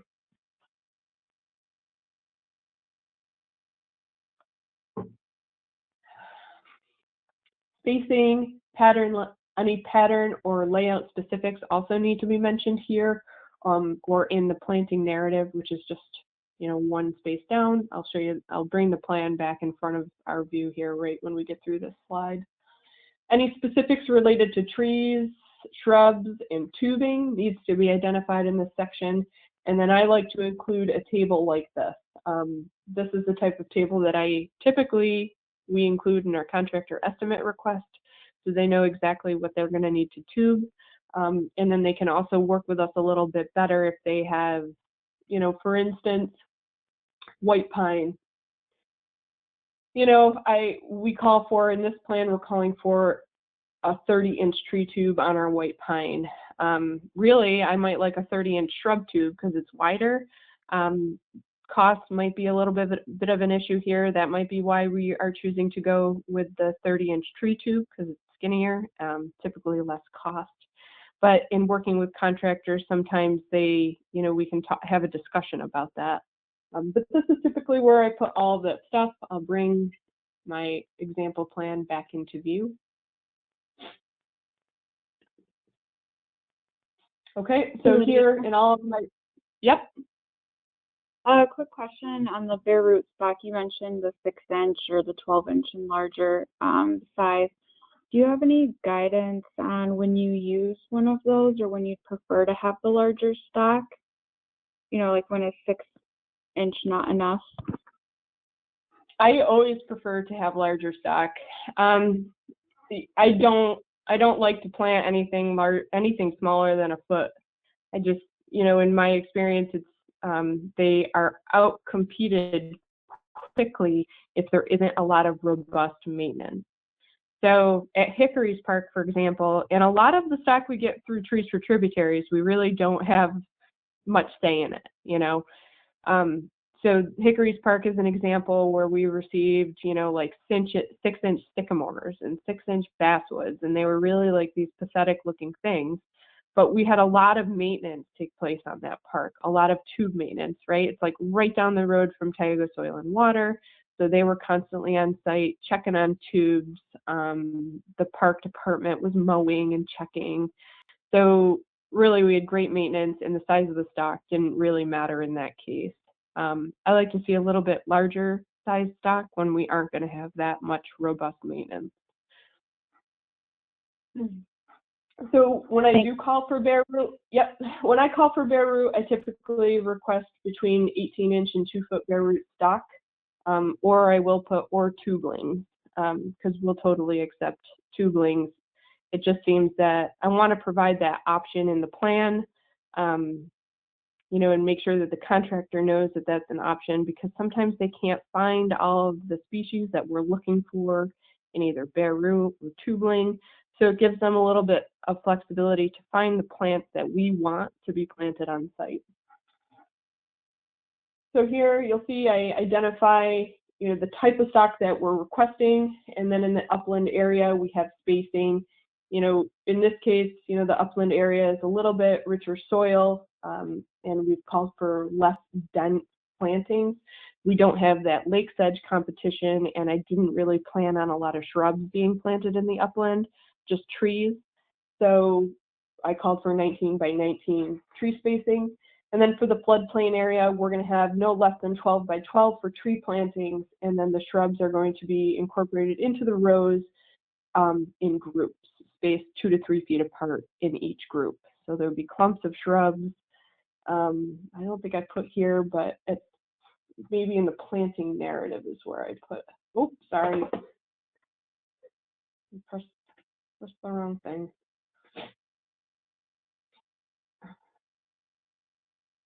Yep, I put it down here. Shrub groupings may contain 4 to 10 shrubs each. So within that grouping, each shrub will be 2 to 3 feet apart, and they'll kind of be like in a little circle or group. That's just what I called for here. So in the planting narrative, I go through what type of plant is going to receive what type of protective measure. I reference the table 1 for tube and stock densities and quantities. I specifically mention the upland area and the floodplain area and what type of plants will be in each one of those areas. Here I also call for alder live stakes, and we're going to place those along the bank. And then, so I have the table in here that I referenced on the slide, and then I always put in a map. The area to be planted is shown in map 1 below, which you've already seen here. So I outline my planting area, site access. This is where the heavy site prep will take place. You could go even further. You could put, a different color line here and say that's where the alder stakes are going to go. It doesn't much matter to me, and it may not matter to you, to have all of those things indicated on the map. As long as it's in a narrative form and we can clearly understand it, that's totally acceptable. Oh, sorry. So the planting narrative that we just went through, we just have the planting specifics. their arrangement. Are they in rows? Are they in groupings? Or your live stakes? You might be able to see a little bit in this photo, but this is where I started doing those shrub groupings within the tree rows. So I mainly put them on the edges so we could still facilitate some type of mowing. The maps, so we have the map of the planting area and then any specific areas of interest, places to avoid. Excuse me. So in this case, I probably could have also outlined this wetland area to say, hey, please don't mow this area. In this case, I don't really need to do that because it was the wetland team that made that wetland in the first place, and they well know where it is, so they don't really need that delineated. But if you were having some other adjacent landowner, farmer, or contractor otherwise do that type of work, you'd probably want to flag that out or at least map it out so they have that. And then order of operations. All right, so I'll bring my template back up. Order of operations, and you might not know this yet because maybe you don't have funding for this project. You're just kind of developing some plans, so you don't have all the specifics, and that's fine. But if there are things that need to take place at specific times, they need to be mentioned in here. So, for example, the tree of heaven, we're learning that really can only be treated in August, September timeframe. So if you have tree of heaven on site and it needs to be treated with herbicide, then you need to specifically mention that that activity is going to take place in August and September. Same can, reign true for any other type of herbicide application. If that needs to take place at a specific time, that needs to be mentioned. But otherwise, for this case, our site prep's gonna be completed in the fall 2020. It's in process now. We're going to send this out to a contractor this winter and get it on the calendar for spring 2021. And then we're going to have continued site maintenance and mowing to occur in June and July timeframe by the wetland team as well. So what's going to happen, when it's going to happen, and who's responsible for making it happen is what I would like to see in the order of operations. Funding and planting assistance, planting assistance. So here, for this project in particular, the Pine Lane, the DEC's grant funding for riparian corridor restoration on permanently protected lands were appropriated to the USC for costs associated with land acquisition and conservation easements for permanent protection of riparian areas will be used to fund all aspects of site prep, planting, and maintenance. Planting will be carried out by planting contractor. Site prep and maintenance will be accomplished by the USC Wetland team. And then I have operation and maintenance type of stuff here. A schedule for that should be outlined. This is all pretty generic language. Some of it has been tailored specifically to stuff that we've seen. So I don't know if it's common, but we like to see for the first 3 years, we want mowing or continued herbicide application. We have specific stuff about tree tubes here. Remove the weeds from the tree tubes. Contact us when you want to take the tree tubes off because we'll take them back. Stuff like that. This is going to be different for your trees for tributaries. So you're probably going to have some language as to who's going to actually accomplish the planting. The landowner will probably be providing site prep without compensation. Stuff like that. And Taylor's going to go over more of that here in a few minutes. Operation maintenance, like I said, pretty standard language. Tube maintenance and mowing, we definitely want to see those two things there in the operation and maintenance language.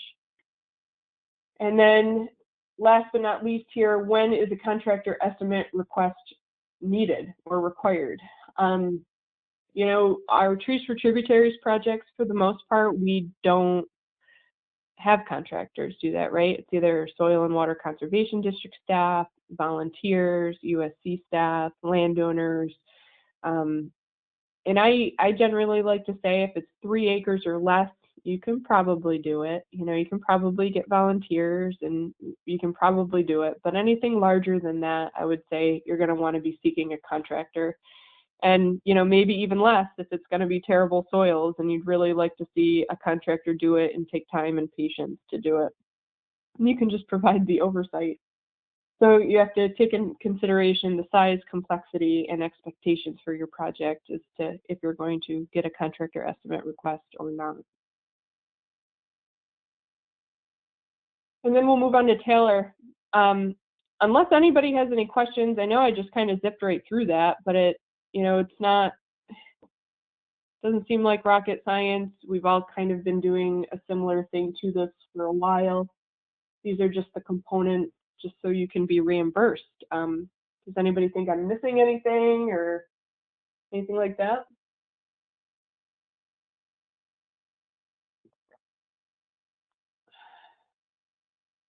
All right. Like I said too, you know, a main part of why we developed this was so that, you know, Taylor and I could just like hand off this information to each other so that I could oversee a project if I'm near it and she's off somewhere else, or vice versa. You know, it's really just something that we can provide to one another so we have all the project information in one spot. This is one form. You know, it's not multiple forms, and it's just well thought out language in one place. So with that, if nobody has any other questions, I'm going to switch it over to Taylor.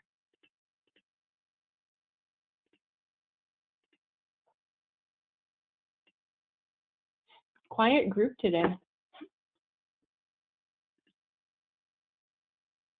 All right, Taylor, I made you the presenter. Oh, good.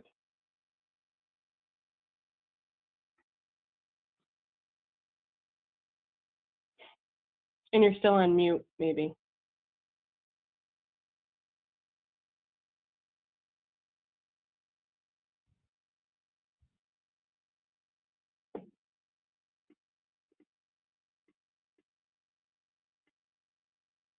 Oh, I'm trying to unmute you, sorry.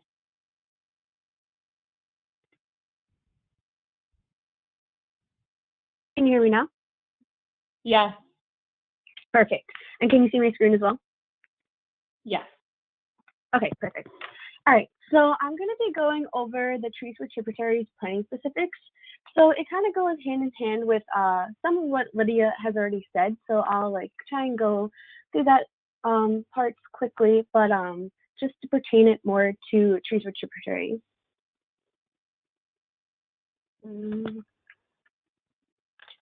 Okay. So just in case anyone on this call doesn't know exactly what trees with tributaries is, it's just a statewide program through DEC and the Saratoga Plant Nursery.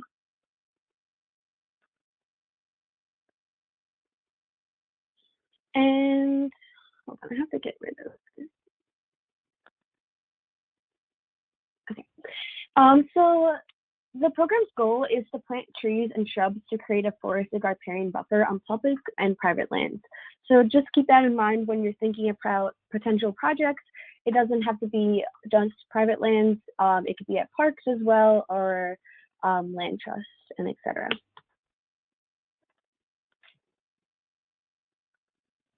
So the Upper Susquehanna Coalition serves as a partner to provide assistance for these projects in the Upper Susquehanna watershed.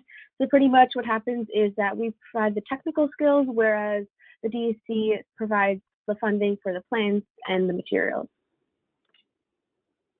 So some quick project types are some types of exclusion fences, watershed organizations such as we've worked with Loon Lake and the Finger Lakes Land Trust. Private rural landowners, so there's one of our landowners planting the buffer. Parks, this is a park in Binghamton, Jackson Park Pond in Broome County. Vegetable farm, stream bank restoration projects, wetlands and ponds. We just want it to show a flow path to connecting waters in the watershed. So basically, with this wetlands and ponds, to notice that it doesn't have to be a stream, it's just any water body in the watershed. So also just to keep in mind throughout this presentation, if you're thinking about projects, is that the buffer doesn't need to be a certain size. It just depends site by site, depending on what the landowner's goals are, what the space available is, how much land the landowners are willing to give up, and the adjacent land use. So now I'm going to go into the steps of planning a trees with tributaries site. It's very laid back. It's not a robust plan. So to start off, it's important to get the landowner interest because they are not going to be getting funded for this. They're just getting allocated free plans and help with it. So it is important to get the landowner interest. And once you do, it's important to ensure that the property is in the upper Susquehanna watershed. So here I have this map of the watershed. So just ensure that the site is in the watershed so we can provide that technical skill. And then the area is also alongside a stream, pond, wetland, etc. A lot of times when you look up a site on Google Maps or something, it might not be a blue line stream. So the stream stats does a good job at determining if there's a stream there before you even go out on a site visit and then have to determine that there is no water. But sometimes it might not even come up. So you might want to just take the landowner's word and go out on the site visit and see if there's a stream or any type of water at the site. Yeah. So throughout this presentation, I'm going to be using one of our sites that we planted in the spring of last year. It's a Gaylord site and it's in Chenango County. And so first step was looking at the stream stats, and there was a stream. So that got the check. And then the second step is to set up a site visit with the landowner. And so while you're on this site visit, you want to determine the landowner's considerations for why they want this, and if there's any areas that they don't want planted and what areas they are willing to plant. So in this example, there's the sheet that Lydia emailed to you guys. It's the, hold on, let me escape from here. Oh, wait. Oops.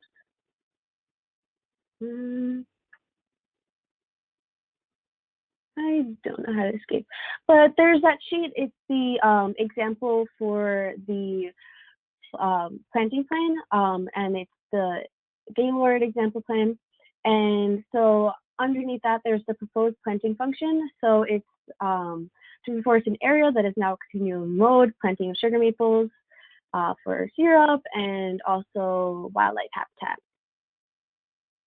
So just to go into that a little bit more with the landowner's considerations is that some considerations that they might want is to attract pollinators, products from the trees and shrubs. The big one is the berries, such as elderberries, etc.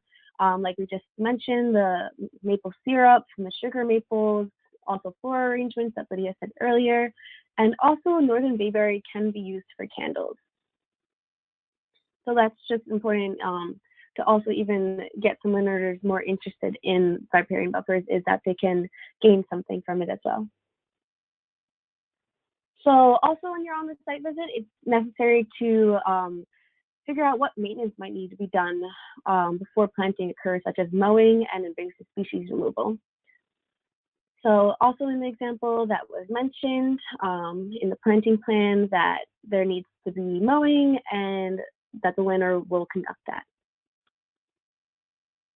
Also, the site and stream characteristics, I won't go in full depth here, but also in the planting plan, it just states the site and stream conditions, drainage, that the landowner did describe deer predation, and that there are cattle. And that's important also when determining plant species, is the type of animals that the landowner might have, because some plants are toxic to certain livestock, especially with horses. So it's important to determine that at the site visit and look what the adjacent land use is. And also, obviously, figure out the amount of available space. That way you can determine how many plants you need to allocate for that site. So the example for that at the Gaylord site is that the landowner was okay with both sides of the stream being planted, and it equated to about 0.75 acres. And so, yep, we're going to talk more about that later. And then the third step is to determine if there's any environmental resource concern in the area the landowner was willing to give up. And so Lydia already mentioned this earlier about this, but so it's through the DEC Environmental Resource Mapper, and you determine if there's wetlands, rare plants and animals, geological features, sometimes even historical features, and a bunch of different aspects. The fourth step is to determine the soil, like Lydia mentioned earlier, at the smaller scale sites, that even just making a small hole and then just seeing if it's really rocky, you wouldn't really want to work with that area. But usually the web soil survey is what I go to for quick access. And so this is the example site that we're using with the Gaylord. And so we make a polygon around the area. So this is the stream, and it determines the majority of the soil. And then while you get that soil, then you can figure out what plants would work well in that area. And keep in mind that these are bare root stock, and when you're picking your species, and some of these resources that Lydia mentioned earlier, but I also added the Lady Bird Johnson Wildflower Center. That one's a really good site to use. It gives you a lot of information about each species. It won't, so you just like plug in a species and it gives you a whole entire description about it. And it'll give you pictures and all of that type of stuff. So this is an example. So also on the funding plan, we like to go into the soil a little bit. Mostly we like to look at the drainage class, like Lydia said before. So for the Gaylord site, it was moderately well drained. The depth to restricted feature, 14 to 26 inches, and all of that. So with that information that we got from the soil survey, so the properties and qualities is what we got from the soil survey, we plugged that into, I usually like to use the USC Wetlands plant profile Excel file that we can give you guys if you ask for it.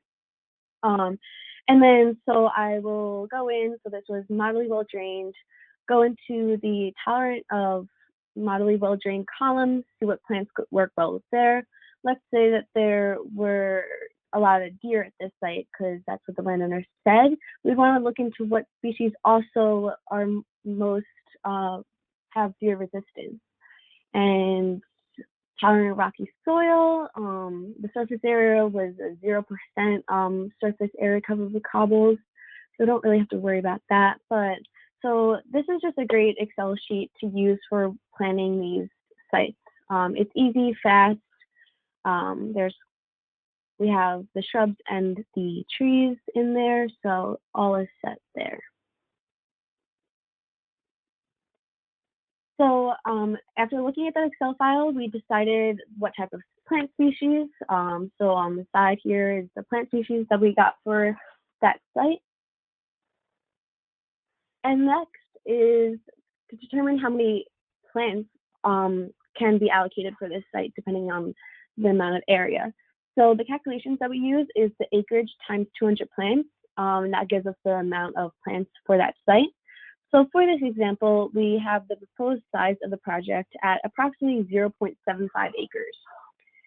So the calculations for that comes to 150 plants. So as you can see, that's the amount that we allocated for this site.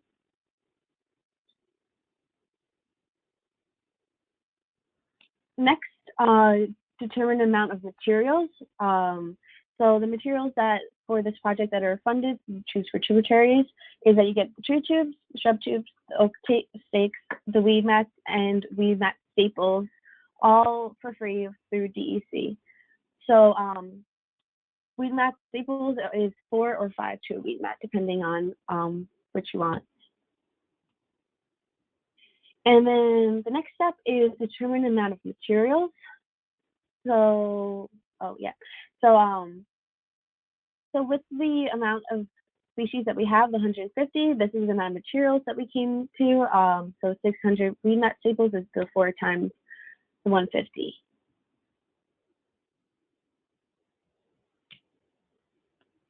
Step 8 is to determine the planting logistics.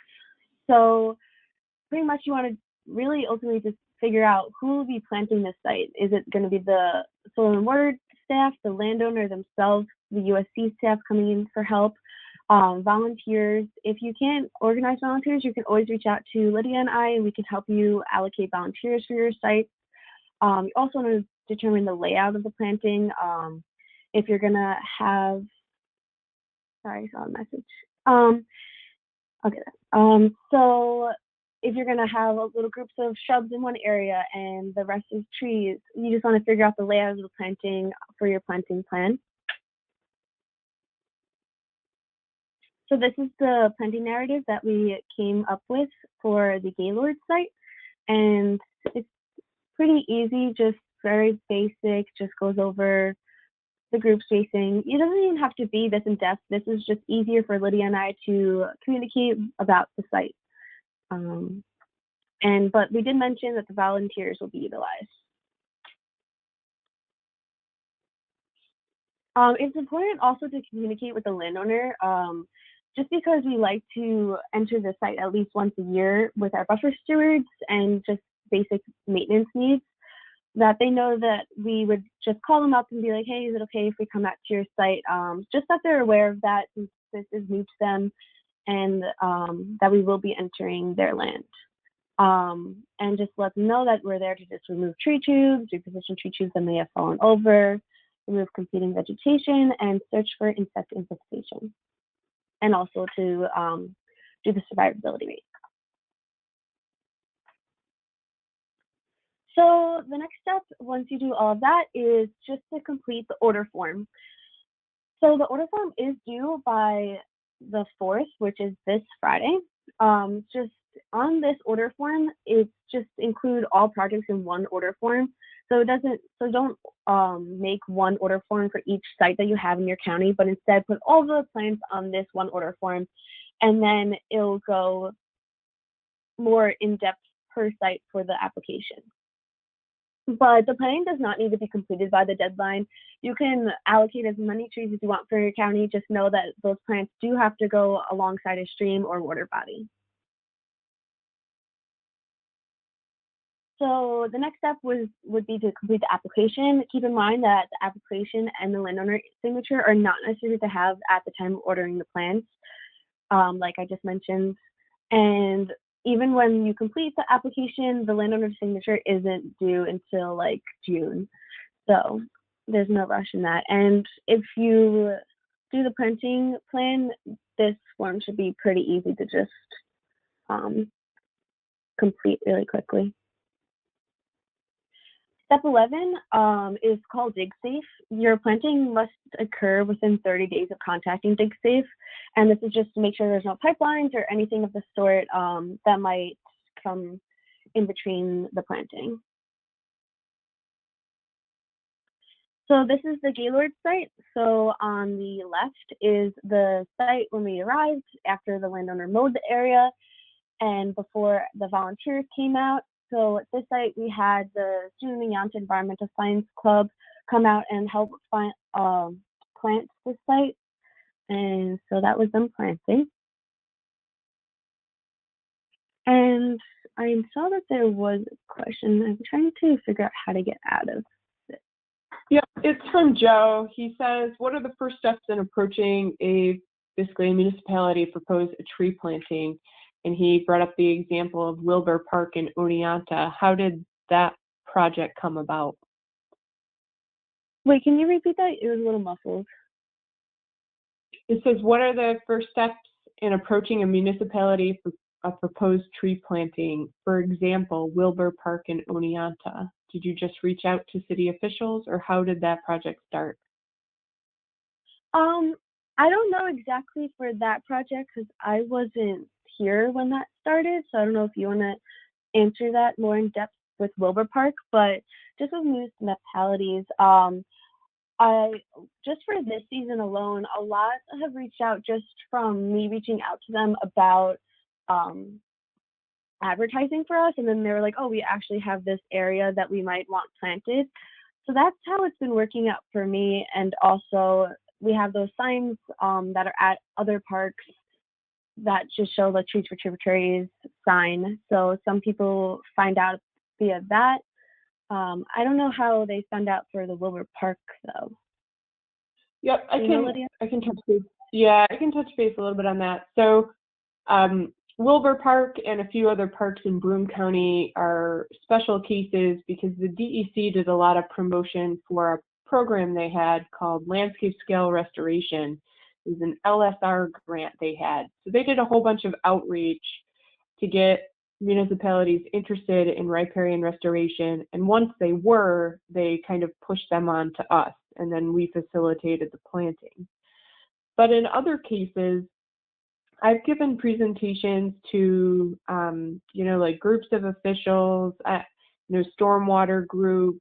I can't really think of the names of the groups that get together, but just groups of officials that do get together for their regular meetings. I requested to provide a little presentation about Trees for Tributaries. And so that's what got us some work in Tioga County. And then I also just started looking at spots within, on municipal land to see where opportunity was. And then I approached municipal officials about that potential. So it was kind of a mixed bag, sometimes contacting them first just about the program, sometimes contacting them with the program and an opportunity area. And then other times they would reach out to us because, like Taylor said, they saw our sign or somebody else had reached out to them at a different point.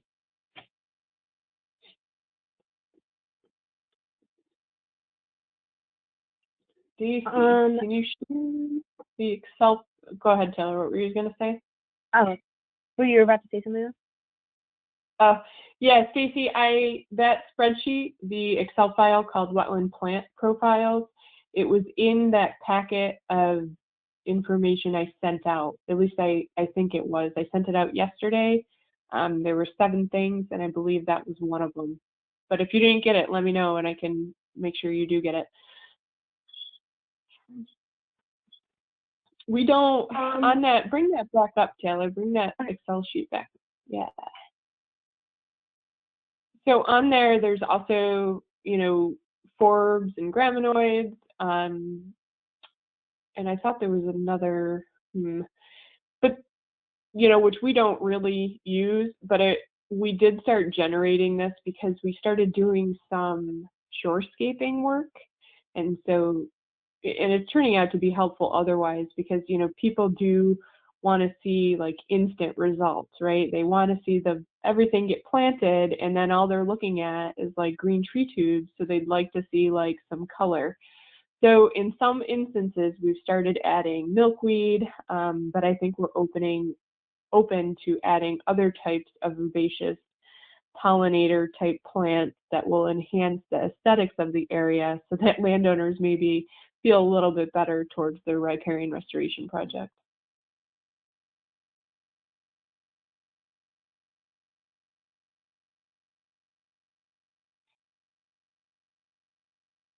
So this was the order form that I sent out earlier, a month or 2 ago. So just this is what's due by the 4th with all of the species that you want and materials. There's not a slot for the mat stakes.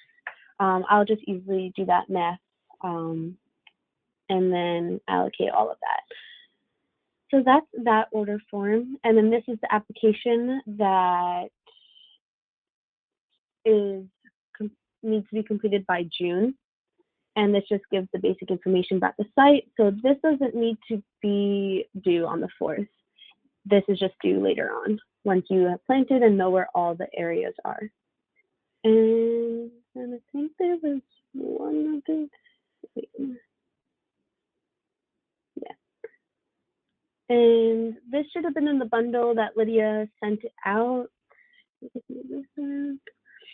And so this is what I was taking snippets from. This is the example of the planting plan that I was using throughout that presentation of the Gaylord site. So it just has the basic location, landowner, contact information, the proposed size of the project, the planting, oh, not too far. planting We just- function, the soils. We kind of reduced the restoration plan because if you're also providing the Trees for Tributaries application, a lot of the information that we will need will be there. And then you're kind of, submitting a reduced restoration plan because if it's Trees for Tributaries, it's probably not a huge project anyways. So we just figured a reduced plan was fine. And something that's also brought up frequently that's in the Trees for Tributaries application is something about watering, like the landowner will water. I think it's definitely on the second page there somewhere. Yeah. We've never held the landowner to that, or yeah, that's never happened really. Yep. So you can be relieved of that. Although Cortland Soil and Water had a really great watering plan this year. They implemented a buffer a little bit later than normal, but then they, went through with a watering regime, and I think they got really great survival on site. So that's kind of interesting if you have the access to be able to do that. All right, any last questions?